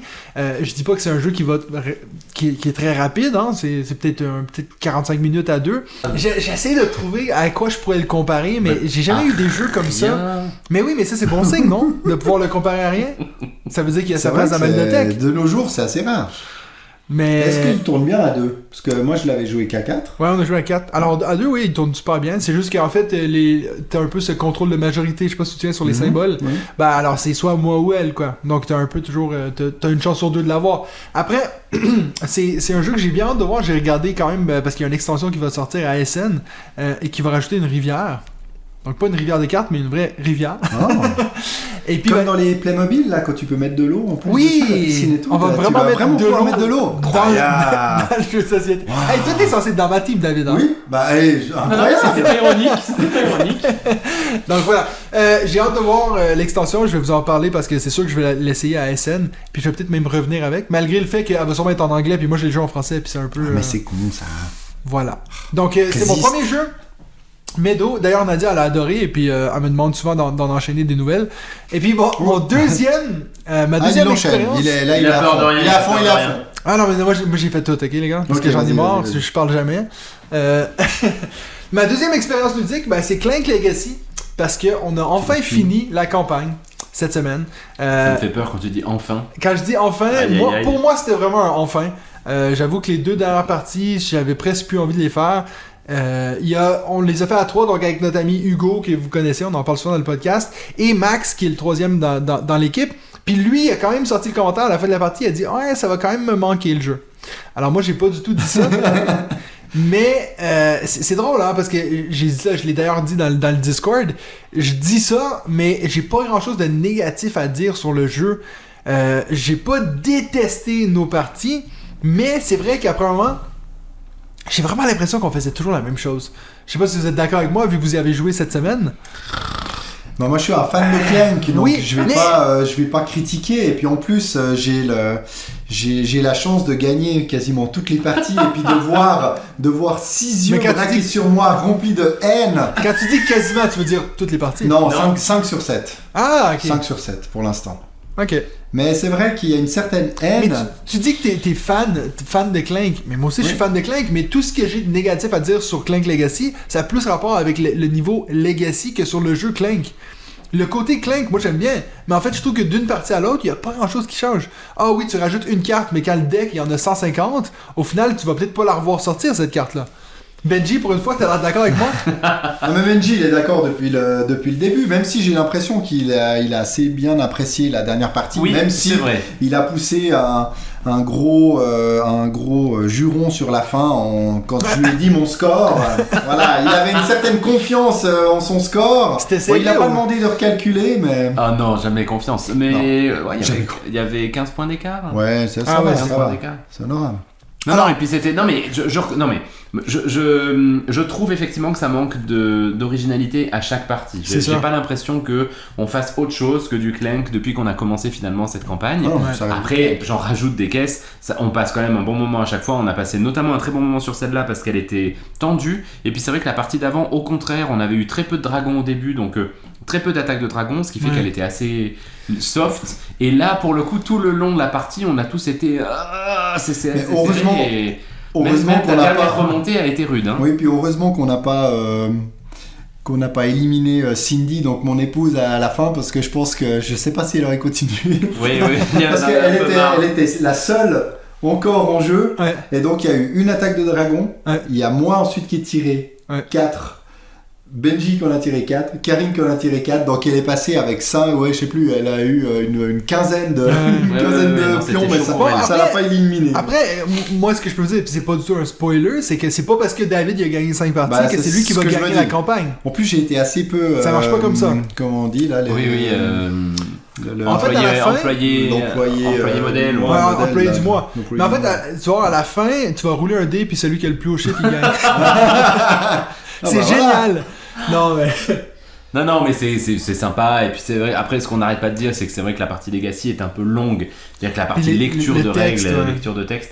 Mais là, notamment sur cette partie, malgré tout, c'était sympa parce qu'on a vraiment pour le coup, on est mauvaise langue. Parce que sur cette partie, il y a On une n'a pas nouvelle eu tant que mécanique ça. qui est apparue. On a vraiment collé beaucoup de choses. Non, c'était sympa quand même. C'était sympa. Mais est-ce que si t'avais joué à un autre jeu, ça aurait été autant sympa?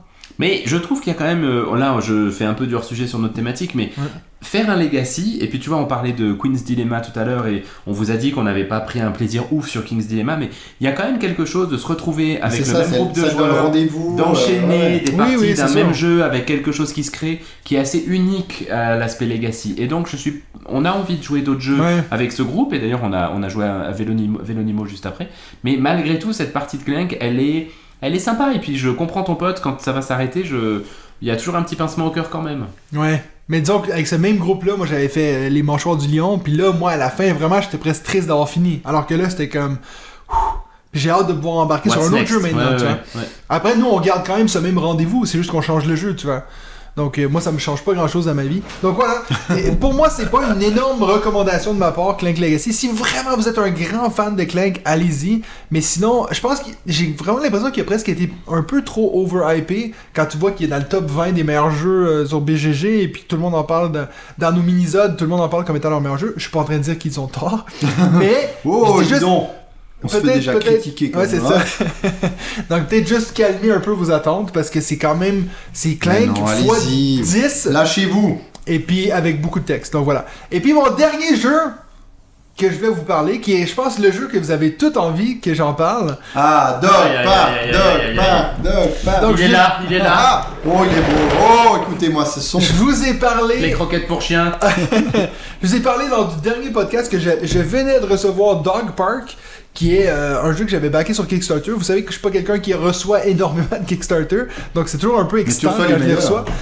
Alors, dur à dire. Dur à dire, parce que pour l'instant j'ai reçu Pachacunya que j'essaie de vendre, que personne ne veut m'acheter. J'ai eu It's a Wonderful Kingdom que j'ai vendu. Il n'y a pas eu des jeux incroyables. Ouais. Le seul que je suis content d'avoir pour l'instant, c'est Dungeon Fighter, que j'ai cette grosse boîte, que je l'ai pas encore joué, mais je sais que je vais l'aimer parce que j'aime déjà le jeu de base. Donc voilà. Maintenant, je vais vous parler de Dog Park. On a fait 2 parties hier, donc j'ai supplié c'est à Nadia, frais, j'ai c'est dit frais. écoute, j'ai pas grand chose à parler pour le podcast, est-ce qu'on peut s'il vous plaît T'as pas jouer fait de solo, donc. à Dog Park? Non, j'ai joué Ok. tout seul. À deux, deux. pardon. Et puis, Ah, Voilà. Ah ouais. Comment dire On va bientôt voir une petite annonce, c'est ça? Non, Donc on est d'accord qu'on va pas jouer à ça après. Alors du coup, non, hein, attendez, j'ai ok. rien dit encore. J'ai Ah, ok. rien dit encore. Je suis juste pas, je sais pas comment dire en français, mais je suis pas blown away. Je suis pas genre, oh mon dieu, c'est incroyable. Au final, ce que c'est, et puis moi j'ai pensé ça tout le long de la partie, puis à la fin Nadia elle a dit la même chose, c'est Wingspan et puis Parks qui ont eu un bébé. Mais j'allais dire, en voyant le alors là, matériel, j'hésite tellement. en voyant les boîtes en forme d'os, je me suis dit, tiens, ça me fait penser à Parks. C'est ça. C'est vraiment ça. C'est-à-dire qu'on a ce côté Wingspan où on a énormément de cartes. On a au-dessus de 200 cartes, je pense. C'est toutes des races de chiens différentes. Et puis toutes ces cartes-là ont des habiletés comme dans Wingspan qui, au final, sont uniques mais qui se retrouvent parmi d'autres chiens. Hey, moi, je vais t'écouter quand tu vas parler Non, de t'as ronflé la Wormhole semaine dans dernière. l'espace. Arrête. Et donc voilà, donc il y a ce côté-là, et puis ben il y a le côté Parks qui est, il y a une des phases dans le jeu où on va littéralement aller se promener autour du parc et puis ramasser des ressources comme dans Parks. Mais qu'est-ce que tu ramasses comme ressources dans Dog Parks? Alors, Bah, les crottes. tu veux que je te dise pour elle? Oui, je veux bien. Alors, t'as les balles de tennis, t'as les branches, t'as les petits jouets, tu sais, qui font squeak squeak, oui. et C'est rare Ils font d'en quoi? trouver. ils font squeak squeak. C'est rare de les trouver dans les parcs. Non, mais en fait, il faut Ah, que tu tu lances, payes. comme. Il faut que tu payes les ressources pour envoyer les chiens dans le parc, tu vois. ouais. Donc lui, il a besoin de son petit jouet pour pouvoir aller dans le parc. Et puis, C'est vrai qu'il y a quand même des mecs qui ont créé ça. Moi, je trouve ça, blague à part, ouais. je trouve ça extraordinaire sur le plan thématique d'aller chercher un truc aussi loin dans le délire en fait. Ce qui serait drôle, c'est qu'ils n'aient pas de chien du tout. Ils détestent ça, Non, ils mais- détestent les animaux. Écoute, eux, il y a même une carte pour leur propre Ah oui, chien c'est vrai qu'ils que ont tu pouvais fait. avoir C'est des ça, fans. d'ailleurs. Alors, moi, ce que je peux vous dire, c'est que j'ai vu un commentaire sur BGG et puis je rejoins ça à 100%. Il y a quelqu'un qui a dit c'est un jeu pour les gens qui aiment les chiens et non un jeu pour les gens qui aiment les jeux. Vous voyez ce que je veux Ok, dire? tout à fait. Dans le sens que c'est pas un jeu qui révolutionne quoi que ce soit, mais moi puis Nadia, à chaque fois qu'on retourne une carte, on voit un chien puis on est comme ah mais tu vois c'est comme tel chien qu'on aime bien puis nous on kiffe. On kiffe. Bon, si Mais- un propriétaire de chien sur deux l'achète, Ça fait pas mal. ils vont finir multimillionnaires, les gars. Donc, Mais non, mais bref, ce que je veux dire, c'est que, rassure-toi, Benji, on va pas jouer à ça après parce que je sais déjà que tu vas pas l'aimer. C'est pas comme Everdell où je suis comme, mais je sais que peut-être tu vas aimer ça. Ça, je suis sûr que tu vas détester et puis tu vas juste m'en parler pendant moi, je suis prêt à y 3 jouer. podcasts. Bon, elle est jolie, la boîte, hein. Non, Enfin, non? Oui, bah, non. Ouais, J'aime alors- bien les alors, boîtes blanches avec des Ça, en dessins dessus. 30 minutes, c'est bouclé, hein. C'est pas. mais... Oui, mais est-ce que c'est vraiment Oui, nécessaire? c'est clair. Alors voilà. Donc, Dog Park, moi qui avais beaucoup d'attentes, au final, je suis pas nécessairement déçu, mais je vais pas vous le recommander. Clairement pas. C'est un jeu que je vais pas vendre, contrairement à d'autres jeux Kickstarter, parce que je le trouve vraiment magnifique. Et puis, ben, je suis content de l'avoir. Puis en plus, il est en anglais, donc les chances que je trouve à réussir à le vendre ici, assez minces. Donc voilà. Si tu veux, tu peux utiliser ça comme excuse pour pas y jouer. C'est que les cartes sont toutes écrites en anglais, Ah puis oui, tout est aïe, pas aïe, bon en Oh anglais. là là, non. Aïe aïe aïe, C'est my compliqué, English is too bad. Voilà. Donc voilà, Dog Park pour moi, c'est pas une grosse recommandation, mais si vous aimez les chiens et puis que vous parlez anglais, why not? Ok. Voilà, Donc là, t'as fait tes 3 expériences. Avec Benji, on peut lancer nos 15... allez-y. Donc, un Moi jeu je vais de aller aux la toilettes et puis on s'en voit après. Benji, tu veux commencer? Eh ben, je pense que oui, c'est nécessaire parce que Ah. après Team Nature, il y a un petit passage Team Space qui est nécessaire et puis je vais enfin vous parler de Twilight Inscription. Déjà? Oui. Mais c'est Ça le y est. seul que t'as fait. Non, j'en ai Ah, un ok. autre. C'est-à-dire que j'aurais pu en parler même d'encore un autre, mais bon, bref, Non, on on a le commence droit. par Twilight Inscription. Ok. Twilight Inscription, on vous en a parlé depuis plusieurs semaines déjà, hein, donc c'est le On n'est pas les seuls qui en le parlent. flip and roll and write de Twilight Imperium. Et puis Oh, je l'avais t'es content? commandé, oui, excusez-moi. Voilà. C'est qu'on vient de manger le magnifique repas préparé par Mathieu, c'était très très bon. Et puis je l'ai enfin reçu la semaine dernière, je l'avais même amené pour essayer d'en faire une après la partie de Clank Legacy, mais C'était on un n'a pas petit eu peu le temps. tard quand même. C'était un peu tard. Et puis ensuite, j'ai pas du tout eu le temps d'y jouer de la semaine, mais je me suis dit que je ne pouvais pas arriver à cet enregistrement de podcast sans le faire. parler.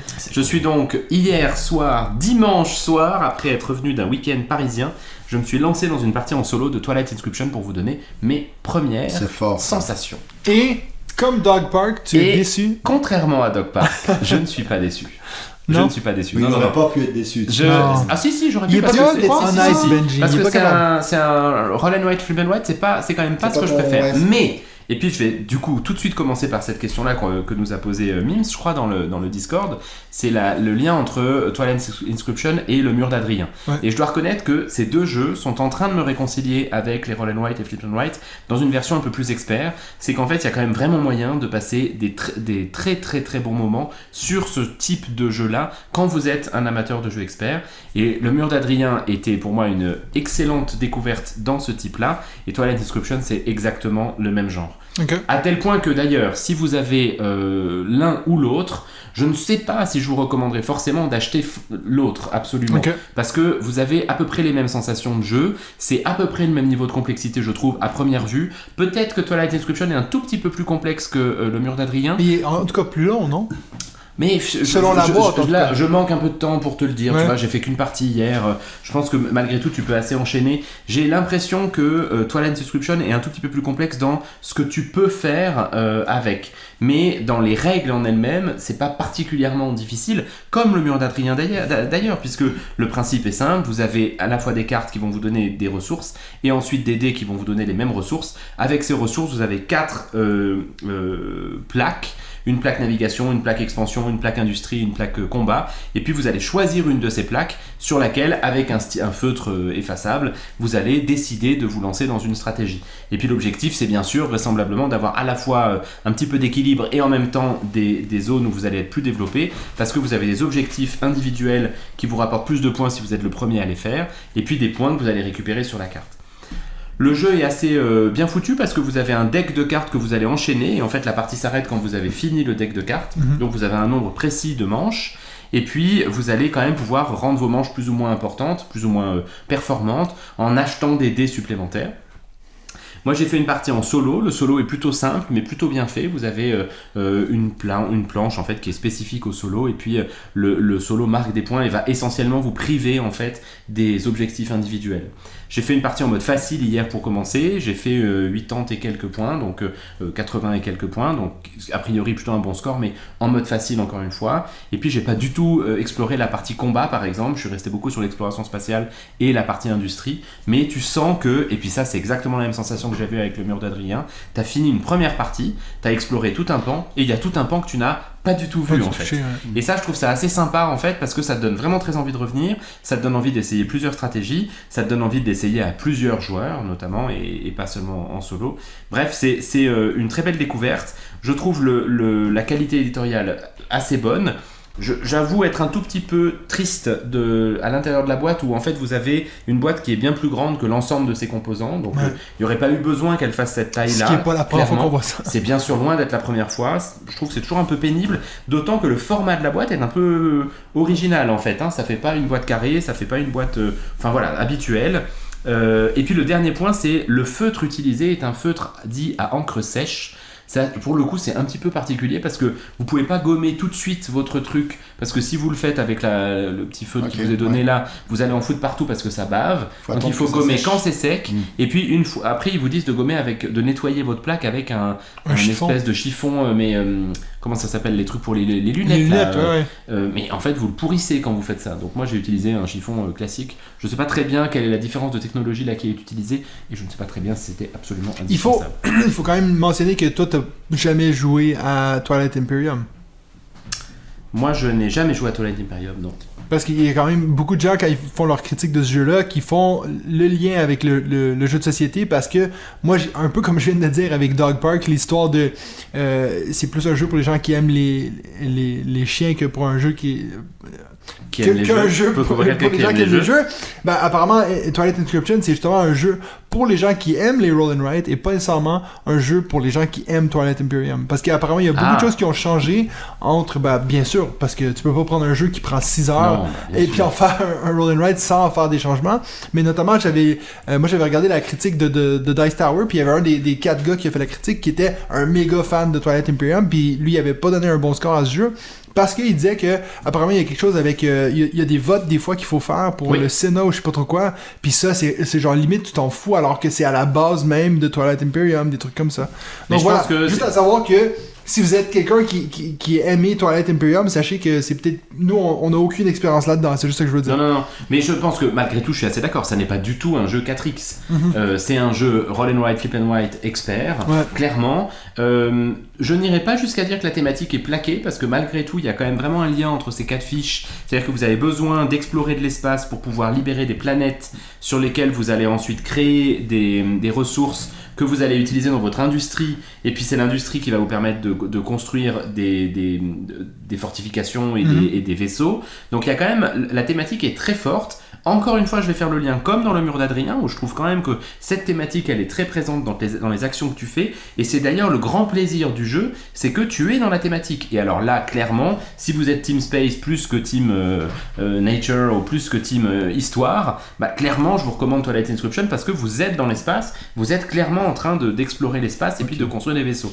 Bah ça, si vous n'êtes pas du tout dans cette team-là, bah je vous recommanderais vraiment avec grand plaisir le mur d'Adrien. C'est pour moi 2 grandes découvertes de cette année, et puis c'est pour ça que j'ai envie qu'on y joue, David, parce que toi t'avais beaucoup aimé le mur d'Adrien. Je pense qu'il y a moyen que tu te régales sur Twilight Inscription, et je pense que Mathieu, il y a moyen que tu te régales sur Twilight Inscription parce qu'il y a des combos de non-stop en fait. Mais c'est ça, c'est intéressant que tu dises d'ailleurs que ce soit pas trop plaqué, parce que moi j'avais un petit peu l'impression que finalement t'avais pas trop, tu savais pas forcément ce que tu faisais, finalement tu avais besoin de ce truc rouge pour pouvoir aller faire un truc vert de l'autre côté, puis que finalement il n'y avait pas vraiment de lien avec l'exploration, avec la guerre ou les choses comme ça. Oui, alors après, comme d'habitude, je te dis pas non plus que c'est un jeu narratif et puis que t'es en train... bien sûr que t'es quand même plutôt en train de te dire j'ai besoin de ce rouge pour le mettre là, mais malgré tout, t'es en train de faire des actions, de t'étendre dans l'espace, de construire tes vaisseaux. Il y a quand même... Je dis pas que c'est le jeu le plus thématique qui soit, mais la thématique n'est pas absente. Et je trouve... Enfin, bref, c'est la 3e fois que je vous le dis. Mais les actions sont assez logiques. Tu vois, dans le mur d'Adrien, c'est la même chose. Ouais. Malgré tout, à un moment donné, tu es en train quand même de chercher l'icône pour la mettre à cet endroit-là. Mais dans le fond, tu sais aussi que cette icône-là, c'est une ressource que tu utilises pour construire ton mur, et puis que tu es content de pouvoir recruter un légionnaire. Ouais. Donc là, c'est pareil, sauf que au lieu de construire ton mur, tu es en train de construire ton vaisseau, tu as plusieurs types de vaisseaux, tu vas les mettre sur une grille. C'est hyper mathématique dans l'absolu, mais tu es quand même en train de faire la guerre contre tes voisins. Il y a un système de vote, c'est ce que tu décrivais tout à l'heure, qui fait un petit peu des actions de diplomatie, etc. Donc moi, je l'ai essayé que en solo. J'ai vraiment hâte de l'essayer à plusieurs. Vous pouvez y jouer jusqu'à 8. J'ai encore un peu de mal à me rendre compte si le temps va vraiment être augmenté à 8, mais en fait, il y a un peu le même système que Seven Wonders, c'est que tu joues avec ton voisin de gauche et ton voisin de droite. Donc finalement, que tu joues à 3 ou à 8, a priori, la vitesse va être la même. Ouais. C'est évident que, mais je pense... Mais t'as le matos pour 8 personnes dans ce boîte. T'as 4x8 machin. On lise pas la table. C'est pour ça qu'elle est lourde, la boîte, et qu'elle est chère malgré tout. Le jeu est assez cher, mais bon, voilà, tu peux jouer jusqu'à 8. Est-ce qu'ils auraient pu faire une boîte pour 4 à moitié prix et puis que t'en achètes 2 si vraiment tu veux jouer à 8, ce qui moi ne va jamais m'arriver? Peut-être, mais bon, bref, c'est un autre sujet. Ce n'est pas une déception pour moi. J'ai vraiment hâte qu'on l'essaye. Et puis voilà. Les amis, je suis navré, en plein milieu de cet enregistrement, urgence familiale, je vais donc devoir malheureusement vous laisser. Je vous laisse néanmoins entre de très bonnes mains. Et puis, écoutez, j'essaierai de retrouver un moyen de vous donner mon top 5 qui faisait probablement partie des top 5 que j'ai les plus bossé depuis qu'on fait ce podcast. C'était un signe, ça. Donc je reviens vite vers vous et je vous laisse avec Mathieu et David. Alright. Donc, courage à Benji. La seule bonne nouvelle, c'est que je vais pouvoir parler 2 fois plus de jeux que ce qui parce qu'il y a un jeu que lui allait parler que toi tu vas parler, je pense. Eh ben non, je l'ai pas. Tu l'as pas mis? Mais non, j'ai pas mis. Ok. C'est dommage. Mais tu pourrais presque en parler. T'en avais déjà parlé? Moi, j'en ai déjà parlé. Ah, t'en as déjà parlé. Alors écoute, je vais commencer déjà. Faites des jeux, on verra. Un petit jeu que j'ai découvert hier et auquel j'ai eu vraiment énormément de plaisir à jouer en famille, c'est Pool Pool. T'as déjà joué à Pool Pool? Pool Pool, ouais, ça fait partie un peu de ces petits jeux une chance que Benji est classique.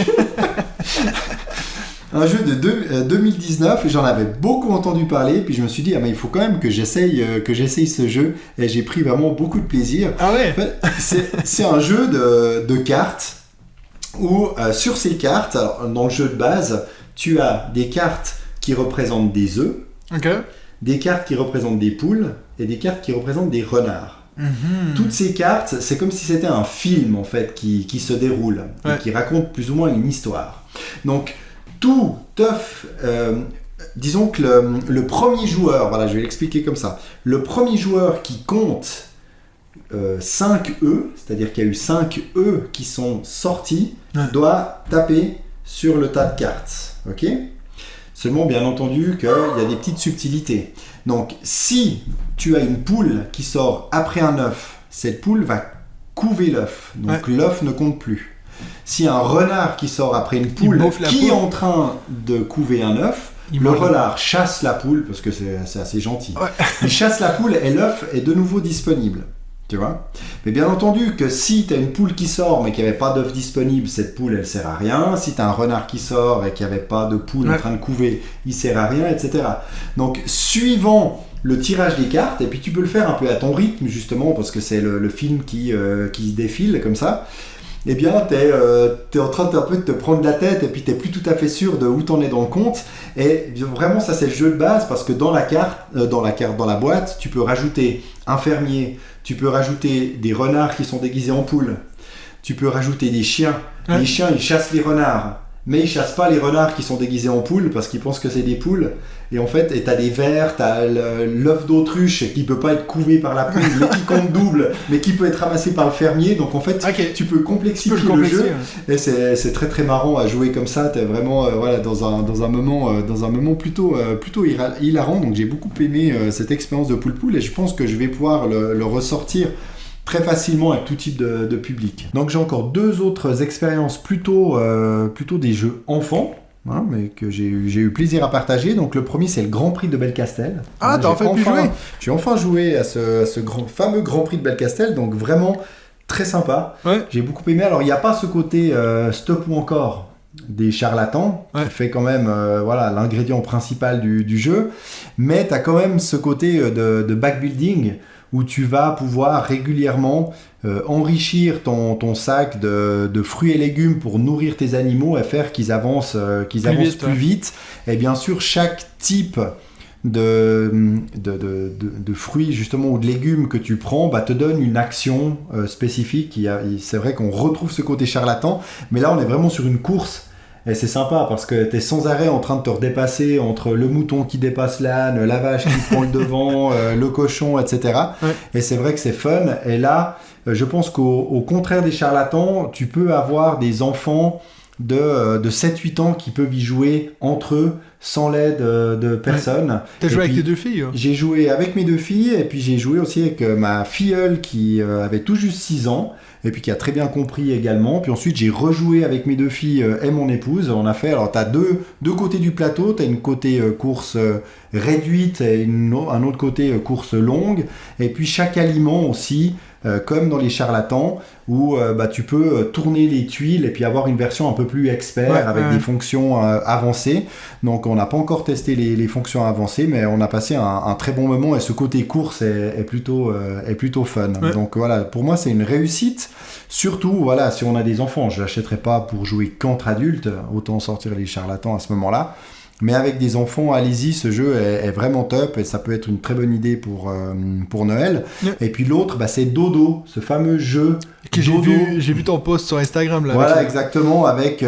alors c'est un jeu un peu de mémoire, un memory collaboratif, mais toute l'originalité de ce jeu, c'est que finalement le sablier n'est pas représenté par du sable qui coule ou par un chronomètre, mais par une boule qui descend d'une montagne et qui descend d'une façon vraiment très étrange. Cette boule, saccadée, ouais, puis cette boule, tu l'as dans les mains, tu veux la faire rouler, elle ne roule pas, mais t'as aucun mécanisme à l'intérieur, donc c'est vraiment très étrange comment ils ont fait ça.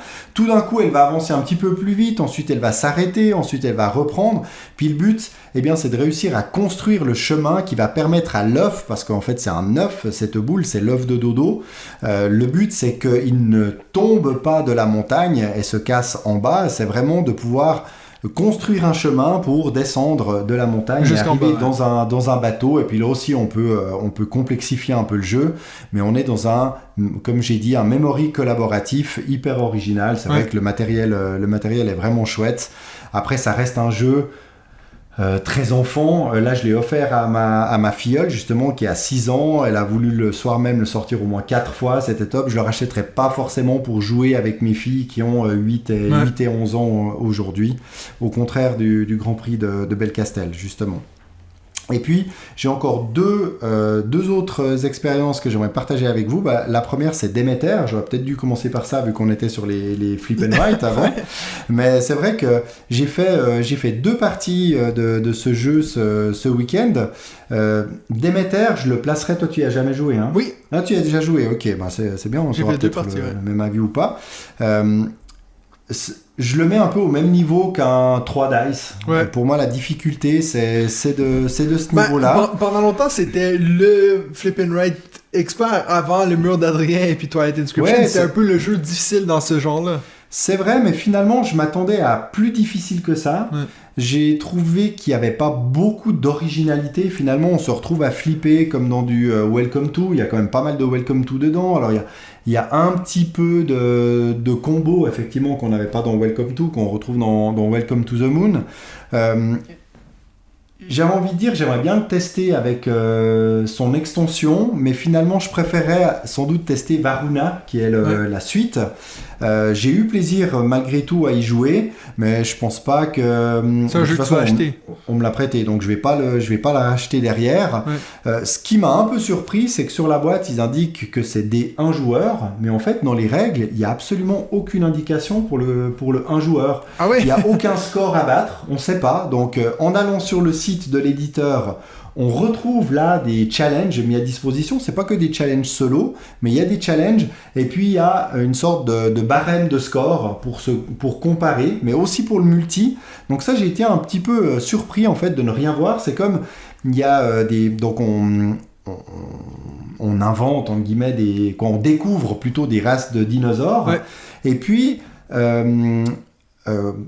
quand on a découvert tous les dinosaures d'une race, eh bien c'est un peu la course aux dinosaures, comme dans Welcome to, le premier qui arrive à réaliser tel objectif, il va marquer, comme on le trouve dans beaucoup de points, il va marquer par exemple 10 points, puis le suivant il en marquera plus que 6. Ouais. Puis là en fait on a tous ces objectifs en solo, forcément comme on est tout seul, personne va le tourner avant nous, et c'est vrai que même dans le Welcome to, on avait un système dans le solo qui disait, à un certain moment, en fait, ces objectifs se tournent. Ouais. Là, il n'y a pas du tout cet aspect-là.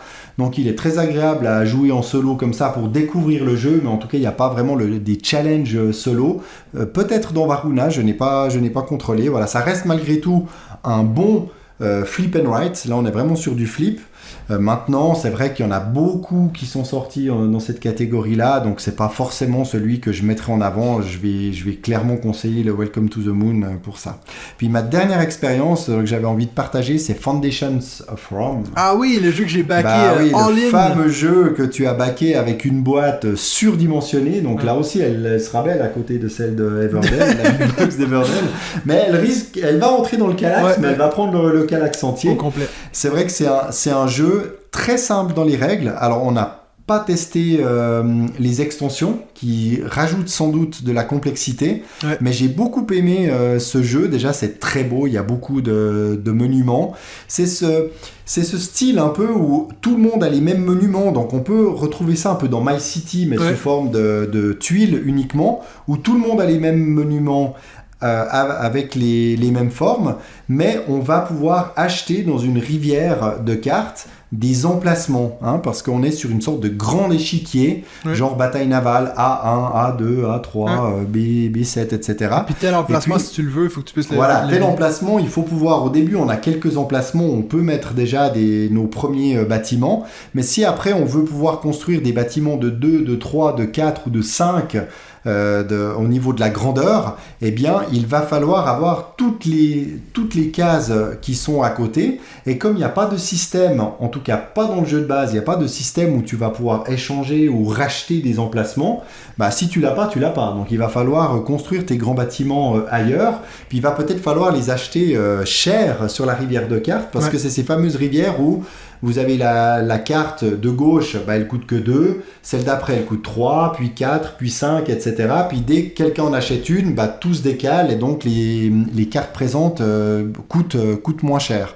Donc il faut trouver ce juste équilibre entre avoir les moyens de s'acheter les cartes dont on a besoin quand il faut, et puis construire nos bâtiments, les faire grandir, parce qu'un bâtiment de 1, tu vas pouvoir construire un autre bâtiment de 2, puis un de 3. Par contre, tu vas pas pouvoir construire un bâtiment de 2 à la place d'un bâtiment de 2.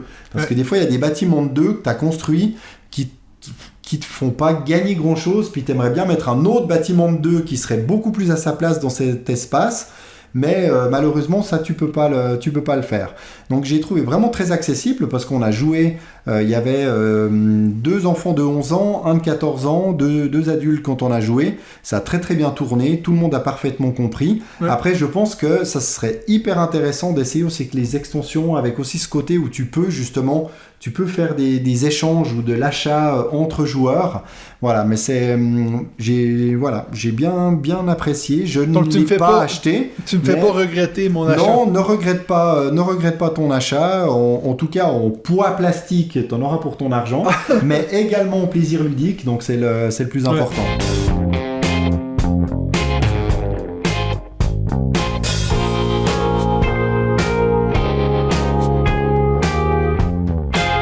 Donc maintenant, on va passer à notre prochain segment, mais on va sauter un segment. On avait prévu de parler à 3, donc avec Benji, de les critiques négatives. C'est trop original. C'est ça. Hein? On s'est dit, on va trouver un sujet que personne parle ces temps-ci, puis on voulait parler des critiques négatives. J'en ai parlé dans le live avec Yoel de First Player. Et puis toi, ben, c'est toi qui m'as dit, ben, faudrait que nous on en parle aussi parce que toi t'avais aussi des choses à dire là-dessus, Benji avait aussi des choses à dire. Bah oui. Donc on voulait garder ça pour vous parler avec vous. Puis là maintenant que Benji est parti un peu en course comme ça, on se regardait les deux puis on se disait mais c'est pas pareil de parler de ça sans Benji. Donc on va simplement sauter ce segment-là puis on va vous le garder pour la semaine prochaine. Et puis nous on va enchaîner avec notre top 5 des jeux qui nous font de l'œil à SN. Donc c'est un top 5 qui est bien sûr très évident vu qu'il y a le festival de jeux de SN qui s'en vient ce week-end, dont on a déjà dit moi je vais y aller. David, toi à un moment t'as hésité à y aller, finalement non. Exact. Donc je vais y aller tout seul, mais rassurez-vous, je ne serai pas tout seul parce que j'ai déjà un peu parlé avec des gens pour qu'on se retrouve sur place. Je pense que le monde francophone se réunit un peu parce que entre les Ich habe ein grünes Fahrrad, on vient perdu assez vite. Donc voilà. Il y a un truc que tu sais pas, c'est que tous les jeux présents dans nos top 5, tu vas devoir nous en ramener une boîte. Oh! Ah bah oui. Bon, comme je t'ai dit, je savais pas, parce que moi j'y vais en avion, et puis je savais pas que j'avais un bagage en soute, donc je vais avoir un bagage entier pour pouvoir vous ramener des jeux. Un bagage très vite à l'aller, oui. Et le retour ce sera la surprise. D'ailleurs, il y aura sans doute un sujet Essen au retour d'Essen qui sera plus intéressant que avant, parce que Mathieu va pouvoir nous débriefer tout ça, et puis peut-être nous parler des jeux qu'il aura ramenés ou pas. Exactement. Donc voilà, je te laisse commencer avec ton numéro 5. Donc, juste pour être clair, on parle de jeux qu'on n'a pas, bien sûr pas essayé, mais qui nous font de l'œil, qu'on aimerait bien dans justement cette liste de jeux qui... Parce qu'on l'avait dit la dernière fois, c'est quoi, il y a au-dessus de 7000 jeux, je sais plus... Non, alors pas autant, j'en ai trouvé référencés, alors vraiment des jeux, hein, pas que des extensions, des choses comme ça, mais à peu près 1200 sur 1200, BGG, qui ont classé une sorte de... Il y a un classement un peu sur la hype des jeux les plus attendus. Chacun peut voter pour les jeux qu'ils attendent le plus. Et puis c'est vrai que j'ai encore trouvé d'autres listes un peu plus épurées réalisées ailleurs. Et je t'avoue que personnellement ça n'a pas été si simple parce que j'ai l'impression de retrouver beaucoup, en tout cas dans tous ces jeux qui font la hype d'Essen, on retrouve beaucoup de jeux qui étaient sur Kickstarter. Ouais. Puis qui vont sans doute, je pense s'ils les présentent, c'est que ce sera aussi avec des versions retail qui vont arriver. Et puis voilà, c'était un peu ça. Il y a beaucoup de jeux, on ne sait pas encore s'ils vont sortir en français. Mais ça, j'en ai fait abstraction. Donc moi, mon 5e jeu, c'est Marrakech de Stefan Feld. Ça existe déjà, non? C'est une nouvelle édition ou... Non, alors justement, il y a un jeu Marrakech qui n'a rien à voir, exactement. Et puis Marrakech fait partie de la série des City Collection, mais c'est le seul mais c'est le seul qui n'est pas une réédition. Okay. Donc c'est le 5e, il y en a 4, c'est des rééditions d'anciens jeux, et puis celui-là c'est vraiment un nouveau, et puis ça risque d'être le gros, un peu le gros Feld, etc. Il a l'air très intéressant. Maintenant je l'ai mis là parce que j'aime beaucoup les jeux de Stefan Feld. Cette City Collection m'avait vraiment fait de l'œil. T'en Et avais puis je déjà me parlé, suis dit, ouais. en plus, c'est celui qui est totalement original. Donc j'avais envie d'en parler. Après, voilà, ils annoncent du 14+, 2 à 4, du 120 minutes. Donc voilà, ce sera un bon gros jeu. Mais il m'a l'air très intéressant avec un beau matériel. Donc c'est pour ça que je l'ai mis en 5. Après, je suis encore loin de dire que je vais l'acheter quand il sera disponible. Mais lui, il y a de très très grandes chances. Il y a même quasiment aucun risque qu'il ne sera pas en français dans les bien sûr, prochains bien sûr, mois. ouais. Moi, mon numéro 5, c'est Great Western Trail Argentina. Donc, moi, j'ai toujours pas eu l'occasion de jouer à Great Western Trail. Je pense que toi, oui. Non, moi non plus. Mais non, Benji, j'avoue. Benji, là, Benji, ouais. il en a souvent parlé dans le podcast, et puis on a souvent dit qu'on voulait y jouer. J'ai pas encore joué. Puis je me suis dit, tant qu'à être, pourquoi pas essayer ma première partie avec la nouvelle version. Donc, cette nouvelle version qui est Argentina. En fait, c'est pas du tout une extension, hein. C'est vraiment un standalone. C'est un jeu qui est... il va en avoir 3. Le troisième, je me souviens plus ce que c'est. Mais, donc, il y avait le premier qui était Great Western Trail. Ensuite, on a eu Argentina. Et puis le dernier, je me souviens plus, mais celui-là, il est aussi... Je pense qu'il va il va nous venir l'année prochaine. Donc, bien sûr, là, je vous parle de ça, mais c'est pas du tout la version francophone qui va être à SN. Mais je me dis, pourquoi pas essayer la version Argentina. Comme ça, je pourrais vous dire...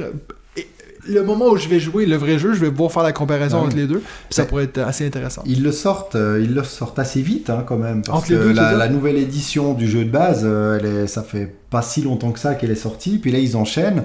Et c'est vrai qu'il y a eu quelques remarques. Alors, pas forcément sur ce jeu, mais il y a pas mal de jeux qui sont sortis, alors je sais pas, c'est pas le cas de celui-ci, mais qui sont sortis sur Kickstarter avec des sortes de packs, genre 3 jeux comme le jeu Almanac. Ouais. Qui est où il y a eu 3 boîtes. Il y en a une qui est sortie en anglais en boutique il y a 2 ans en arrière, mais en français elle est sortie il y a quelques mois. Puis là il y a déjà la deuxième qui vient de sortir. Donc c'est vraiment vous avez les deux en boutique, lequel on achète. Enfin on est confronté à cette situation on a des jeux qui sortent peut-être un peu trop vite. Alors Argentina, quand est-ce qu'il va sortir en français? Je ne le sais pas, mais en tout cas, on a encore l'occasion de jouer au précédent, à la nouvelle édition de la version de base, et puis ensuite, Argentina, on pourra, comme tu l'as dit, comparer. J'ai hâte de voir à quel point ça change le jeu, parce que pour moi, de se valoir, de dire dans 3 ans, on sort 3 versions du même jeu, il faut vraiment qu'elles soient différentes, parce que sinon, la personne qui va acheter les 3 jeux va dire... D'ailleurs, la troisième, c'était Nouvelle-Zélande, la troisième, donc voilà. Donc je pense que ça va être des moutons. Il y a de grandes chances. De fortes chances, ouais. Donc voilà, ça c'était mon numéro 5. Ton numéro 4, David? Alors mon numéro 4, c'est le jeu qui fait actuellement le plus parler de lui à Essen. Je l'ai quand même mis dans mon top 5, c'est Hamlet. De David Schirkop, à qui l'on doit La Quête du Bonheur, donc cette simulation de vie humaine où on commence enfant et puis on va jusqu'à la mort de notre personnage. Puis là finalement on n'est pas dans la même thématique, mais on est quand même dans une construction de cité médiévale où on doit faire de la gestion économique à l'aide de, on fait du placement de tuiles, de la création de réseaux de routes pour pouvoir faire, en bon français, du pick-up and deliver, donc de la collecte et de la livraison de ressources pour faire que notre cité médiévale soit prospère. Et c'est vrai que j'aime bien, moi, ce genre de jeu de simulation. Le matériel est très joli. J'avais hésité à le prendre sur KS parce que là encore, c'est un jeu qui était pas projet KS. Dans une version deluxe, il y avait pas de version française. J'ai longtemps hésité parce que sur le matériel, il n'y a pas de texte. Finalement, j'ai passé mon chemin. Le matériel était encore plus beau, on va dire, sur la version KS, mais là, même la version boutique a l'air très intéressante. Il faut souligner qu'il y a un solo créé conjointement, et là c'est dommage que Benji ne soit pas là, par Nick Shaw et David Turzi, bien évidemment. J'avais dit qu'on en reparlerait un peu plus tard dans la journée. Et c'est vrai que Nick Shaw, je me suis dit, mais j'entends quand même souvent ce nom-là dans les modes solo, et c'est là que j'aurais bien voulu que Benji soit là, parce que je pense que ça lui aurait fait assez mal. Mais j'avais envie de lui dire que j'ai l'impression que ce Nick Shaw fait des modes solo plus accessibles que David Turzi, qui pour certains jeux, il y a quand même il faut rapprendre presque un deuxième jeu avec lui. Alors ils sont très bien ces modes solo, mais il faut s'investir. Là, quand on regarde, c'est dommage que Benji soit pas là. Ouais, c'est dommage, mais peut-être on aura l'occasion sans doute d'en reparler la prochaine fois. Mais quand on voit Nick Shaw, il est derrière le solo de Wingspan, de Tapestry, de Glenmore 2, où on a vraiment des très très bons modes solo qui sont simples à apprendre. Donc voilà, sans doute que ça sera très intéressant. Et comme là, on est à un jeu 10+, c'est possible que le niveau justement du solo ne soit pas trop hardcore gamer, quoi. Ouais, parfait. Bon, mon numéro 4, c'est Terracotta Army, qui est un jeu qui a beaucoup fait parler de lui ces temps-ci, surtout dans le monde anglophone. C'est un jeu de Adam Kwapinski, qui est le même qui a fait, justement, je suis en train de le regarder, Nemesis, et dans ce cas-ci, c'est pas un jeu de Awaken Realm, c'est un jeu de Board and Dice, donc la même bande qui a fait toutes les Teotihuacan, Tekken, tous les jeux en T. Ben là, on a un autre jeu en T, Terracotta Army. Donc là, on est sur du placement d'ouvriers avec un genre de système de majorité, d'influence. Et puis, c'est un jeu qui me dit absolument rien. La couverture me dit absolument rien. Mais j'ai vu beaucoup de chaînes anglophones en parler en disant que c'était leur jeu préféré en T. Et puis pour moi, c'est une grosse recommandation étant donné que je suis tellement fan de Teotihuacan, Tekken et puis Tawantinsuyu. Donc j'ai très hâte de voir ce qu'il vaut. J'avoue que j'en connais pas plus que ça, mais déjà avec les noms qui sont derrière, je pense que c'est un jeu qui va quand même être assez expert. Je suis en train de regarder sur Board Game Geek, on me dit 3.25, à voir si c'est vraiment ça. Mais donc... Voilà, je suis un peu à fond en ce moment dans The Great Wall, puis j'ai l'impression qu'on retrouve un peu la même chose, un peu ces armées asiatiques. Donc, le thème m'attire assez, beaucoup plus que si c'était Terracotta in Space, mais voilà. Ça, c'est mon numéro 4. Alors, ton numéro 3, David? Alors, mon numéro 3, c'est une réédition d'un ancien jeu auquel tu as joué dernièrement avec Sébastien Pochon. Oui, Puerto Rico. Puerto Rico, exactement. Puerto Rico 1897, une réédition du jeu de 2002. Surtout une rethématisation. Une rethématisation également. Et pourquoi je l'ai mis dans ce top ? Parce que je n'ai toujours pas joué à Puerto Rico. Okay. Et il fait partie justement de ces jeux que j'ai envie de tester. Parce que quand on avait aussi encensé la mécanique de Race for the Galaxy, où chaque joueur, quand le joueur actif choisit une action, tous les joueurs autour de la table peuvent faire cette action, mais le joueur actif a un bonus, etc. Eh bien, avoir ça vient quand même de Puerto Rico. Ouais. Donc, j'ai vraiment envie de découvrir ce jeu avec cette réédition.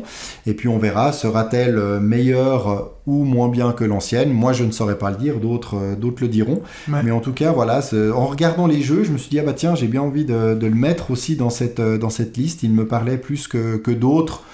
Que je ne connaissais pas du tout, même avec certains gros auteurs derrière. Ouais, il fait partie d'un peu de ces grandes rethématisations, un peu ce mouvement, t'en as parlé avant, cette idée que maintenant il faut un peu être plus conscient de ce qu'on met comme thématique dans des jeux. Je sais que ça plaît pas à tout le monde, hein. Il y en a qui disent ouais, bon, est-ce qu'on peut pas juste laisser un jeu comme il est? Il faut pas changer l'histoire. C'est vrai que si c'est basé sur l'histoire et puis qu'on commence à tout changer pour que ce soit politiquement correct, c'est pas ça me semble pas une très bonne idée. Après on reste dans les jeux, si le jeu est bon, tant mieux. Mais c'est vrai que c'est absurde quand tu penses que ce que tu racontais avant, cette histoire de American Psycho, c'est absurde de dire que ça il faut changer puis pas American Psycho. Mais bon, après c'est peut-être justement le côté que c'est de l'histoire et puis ça a vraiment existé. C'est ça, exactement. Voilà. Et Puerto Rico, donc cette nouvelle édition va être illustrée par Vincent Dutray. C'est vrai que j'ai regardé parce qu'il illustre beaucoup de jeux. Après on aime ou on n'aime pas, il a un côté très BD.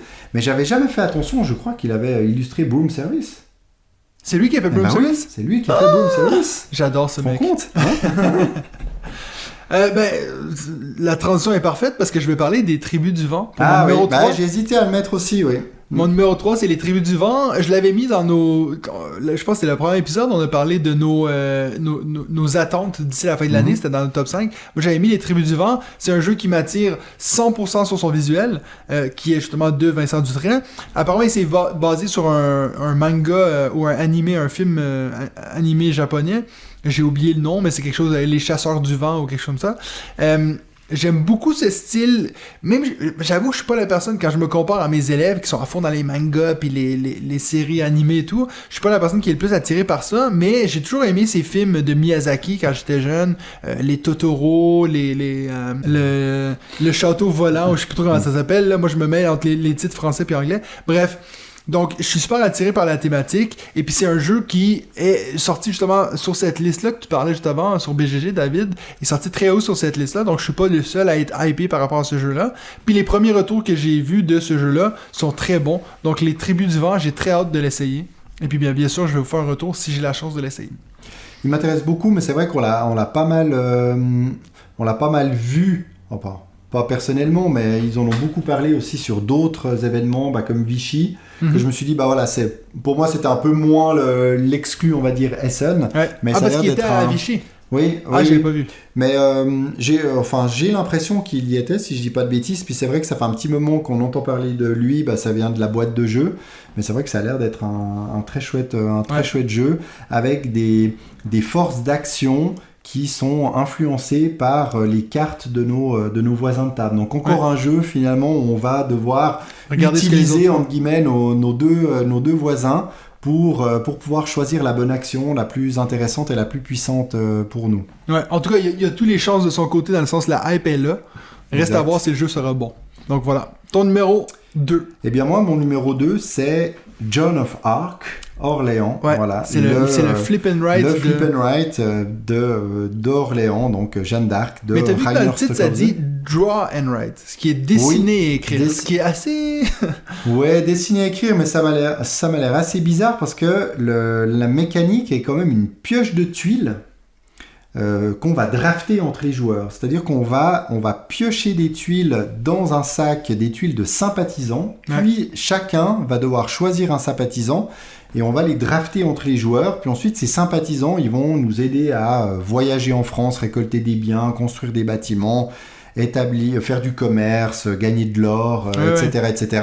Alors, je me suis aussi posé la question, je me suis dit, mais qu'est-ce que vient faire ce draw dans cette histoire ? On verra. Est-ce qu'on va dessiner l'illustration ? Je sais pas, j'ai pas vu, peut-être, mais en même temps, si on les draft, enfin, à voir. À voir, ouais. Je me réjouis de découvrir ça, et c'est vrai que moi, il me hype beaucoup, parce que j'aime beaucoup le jeu Orléans, et puis on a entendu parler de celui-ci, mais on n'a quasiment rien vu encore. Donc voilà, lui, je me réjouis beaucoup.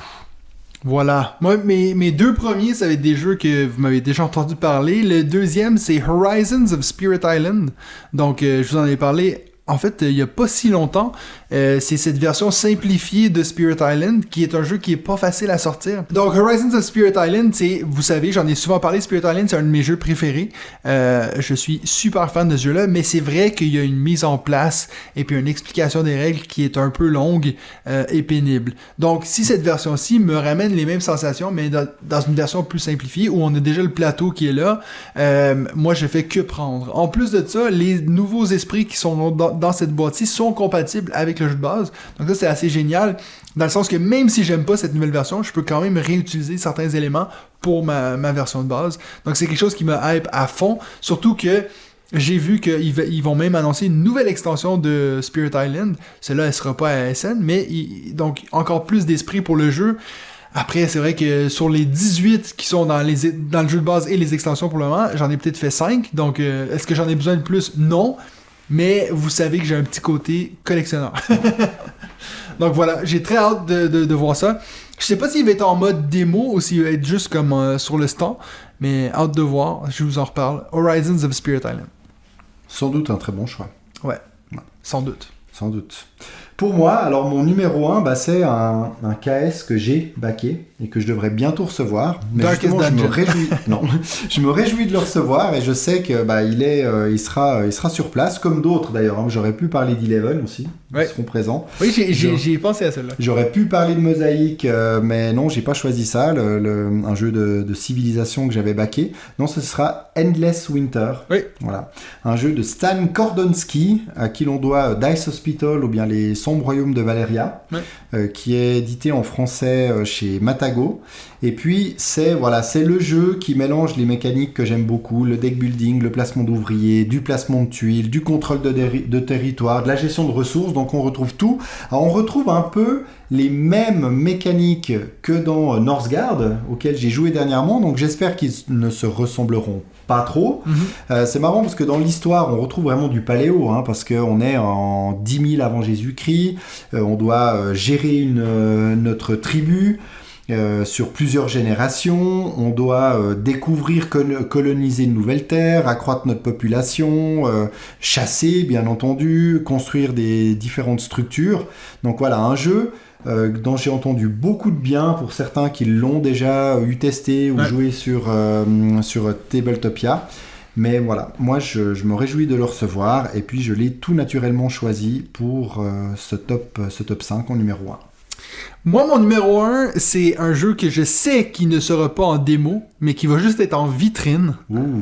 Et puis, je suis tellement content de même savoir qu'il existe, parce que je vous en ai déjà parlé dans le podcast. C'était d'ailleurs mon numéro 1 des deck building. C'est Slay the Spire. Ah oui! Ah, il sera sur place. Il sera sur place. Il y a Matago okay. qui a annoncé l'autre jour qu'ils allaient déjà le rééditer, donc le distribuer en français par contre.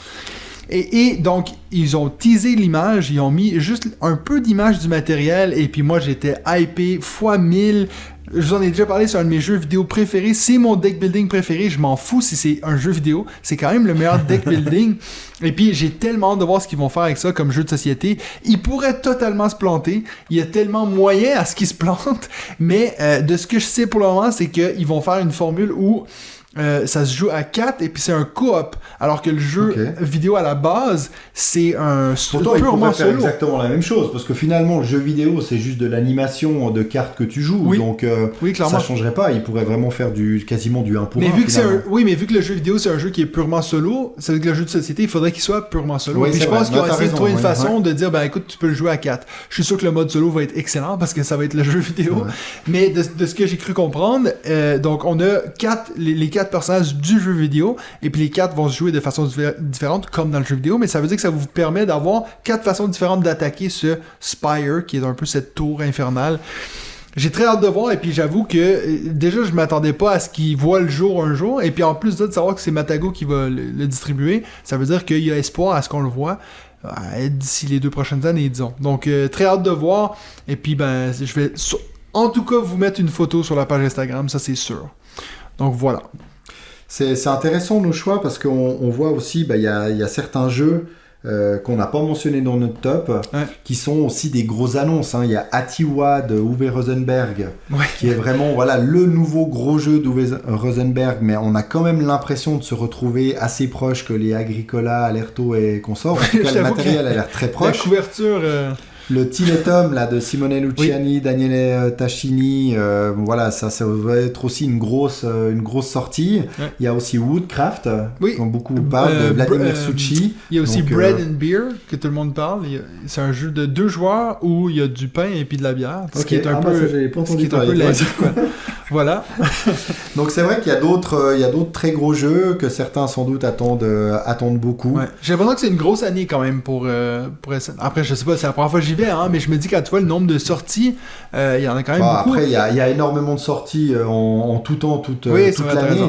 Et c'est vrai que quand tu regardes, là justement j'ai parlé de Atiwa, Tiletum, Woodcraft, quand tu lis un peu la description du jeu, tu regardes les mécaniques, en fait tu te dis ok, d'accord, tu as de la peine à trouver l'originalité, tu dis on refait. Alors de nouveau, Tiletum, moi il m'intéresse beaucoup, mais on est sur de la gestion de dés à double fonction, achat de ressources, t'as joué à Tekken U, toi, ou pas? etc. Non, j'ai pas joué à Tekken U. Parce que justement, il y a beaucoup de gens qui le comparent à Tekken U, puis c'est un peu comme une version améliorée de Tekken U, parce qu'il y a quand même des gros problèmes dans Tekken U. Mais bref, donc je pense qu'éventuellement, t'as presque pas le choix de recycler un peu tes mécaniques et puis tes... Mais trop de sorties en même temps. Au bout d'un moment, on voit défiler les jeux, défiler les titres, et puis si on n'a pas un tout d'un coup, qu'on lui dit mais ça vraiment, il faut absolument y jouer, il est incroyable. Il y a vraiment des jeux où il faut qu'on les laisse passer tout droit, parce que sinon on s'en sort plus. Bon, on n'a même pas parlé de Fancy Feathers, le jeu de Friedman Freeze avec cette magnifique couverture avec le faisan. Faisant. Mais tu lui as déjà fait honneur il y a quelques épisodes, donc ça va, l'honneur est sauf. Donc voilà, mais peut-être que lui il va revenir dans ma valise, juste pour dire que je l'ai. À côté de Doc Park, ce sera magnifique. Exact. Donc, avant qu'on se quitte, est-ce que tu as un petit jeu qui te fait de l'œil, David? J'ai un jeu qui me fait de l'œil et que je n'ai pas mis dans mon top 5, parce que justement, il me fait tout particulièrement de l'œil, mais il sera aussi présent à Essen, et il était à Vichy, et c'est marrant parce que avant 1 ou 2 semaines, avant Vichy, j'en avais jamais entendu parler, puis depuis, je le vois un peu fleurir partout. Il s'appelle Challengers. Alors, Ok. à voir, tu n'as pas entendu parler. Il va sortir en novembre Oui, 2022. C'est ce truc où t'as du deck building. C'est du deck building en mode un peu tournoi, Ouais. mais il y a c'est quand même de 1 à 8 joueurs. Donc c'est ça qui est assez marrant. Je me réjouis de voir comment ils vont faire. Ouais, mais tu C'est joues du- 1 contre 1 Voilà, et puis c'est le du gagnant. pur affrontement et c'est vraiment un tournoi. Donc si on joue à 8 joueurs, on fait 7 matchs. Ouais. Tout le monde joue contre tout le monde et en fait on se crée un peu une équipe. Donc nos cartes, ça va être des personnages. Il y a même un chien. Ouais. Il y a un Ouais, chien. ouais. Alors de Il nouveau, y a un les dinosaure, il y a plein illustrations de trucs. sont très discutables. La couverture de la boîte, je ne la comprends pas trop. Bref, elle me parle pas beaucoup. Mais ça a l'air très intéressant parce que voilà, il y a plus de 75 personnages avec une quarantaine d'effets. Donc les combinaisons. Et puis, ouais. on va faire évoluer justement notre équipe qui va sans doute de mieux en mieux comboter. Les personnages vont de mieux en mieux comboter entre eux. Et puis, plus on va avancer dans le tournoi, plus les parties vont devenir, je pense, intenses et avec de plus en plus puissantes parce qu'on ne va pas recommencer à zéro. Mhm. On va garder nos nouvelles équipes et ça, c'est assez rare finalement ce côté tournoi. Et puis, sans doute qu'on aura l'occasion peut-être de le faire en week-end Joutus. Mais comme on peut y jouer finalement de 1 à 8, j'espère que d'y jouer à 1, 2, 3 ou 4 sera aussi intéressant. Mais c'est vrai qu'il fait pas mal la hype et je me réjouis de découvrir ce jeu. Donc si tu as l'occasion de le tester sur place, eh bien tu pourras nous en parler parce qu'il sortira juste derrière finalement le mois prochain. Il dit sur la page Board Game Geek que tu joues de 1 à 8, ça change pas la durée de temps, ce qui est assez génial, hein, parce que justement, tu joues toujours contre quelqu'un. Ah ouais, tu joues de toute façon, en fait, 8 parties, Donc sans doute. Ouais. Ça, c'est assez cool. C'est vrai que j'ai jamais entendu parler d'un jeu qui faisait ça. Mais c'est vrai qu'au final, tu préfères... Tu sais, je veux dire, si tu as 8 personnages de Dice Throne, tu peux aussi te faire un exactement. tournoi. C'est vrai, tout à fait. Puis l'auteur, il a pas fait énormément de jeux, mais il est assez prolifique ces derniers temps. C'est Johannes Krenner, parce qu'il est l'auteur du jeu Mari, M-A-R-I, qui est un jeu solo dont on a parlé il n'y a pas si longtemps que ça, il y a quelques mois, et puis de Crétin C, qu'on avait vu à Cannes. Je sais pas si tu te rappelles ce classement d'ouvriers, gestion de ressources, on lâche nos petits hommes de Cro-Magnon, ils tombent un peu bêtes, mais très sympa. En tout cas, il avait l'air sympa. Donc voilà, ce Challenger, ça a l'air d'être aussi un jeu assez fou dans son domaine. Donc puis le deck building, vous savez que j'aime ce mode, cette mécanique. Donc voilà. Le jeu, ouais. Et toi? Mon jeu qui me fait de l'œil, c'est un jeu qui, je crois, sera aussi à SN, c'est Très Futé Forever. Ah oui, il paraît qu'il est très bon en plus. Ah ouais? Ouais.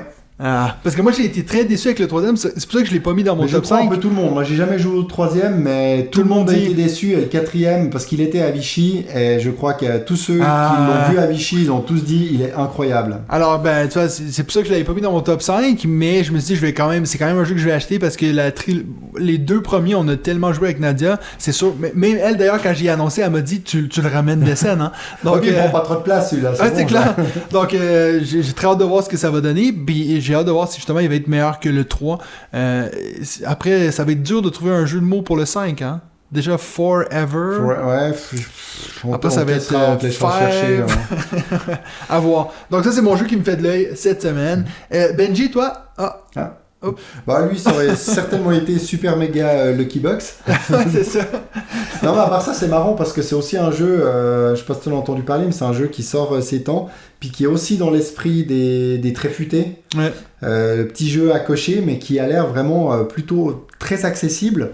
Et beaucoup de gens en parlent, donc voilà, on arrive vraiment, on continue avec ces jeux de roll and write, et puis c'est vrai que les Très Futés, ça marche bien, c'est très bien. Donc moi je pense que je vais faire l'impasse sur le 3, puis je passerai directement au 4. Ou, sinon je te prête le 3 si tu veux. Oui, je pourrais essayer, effectivement.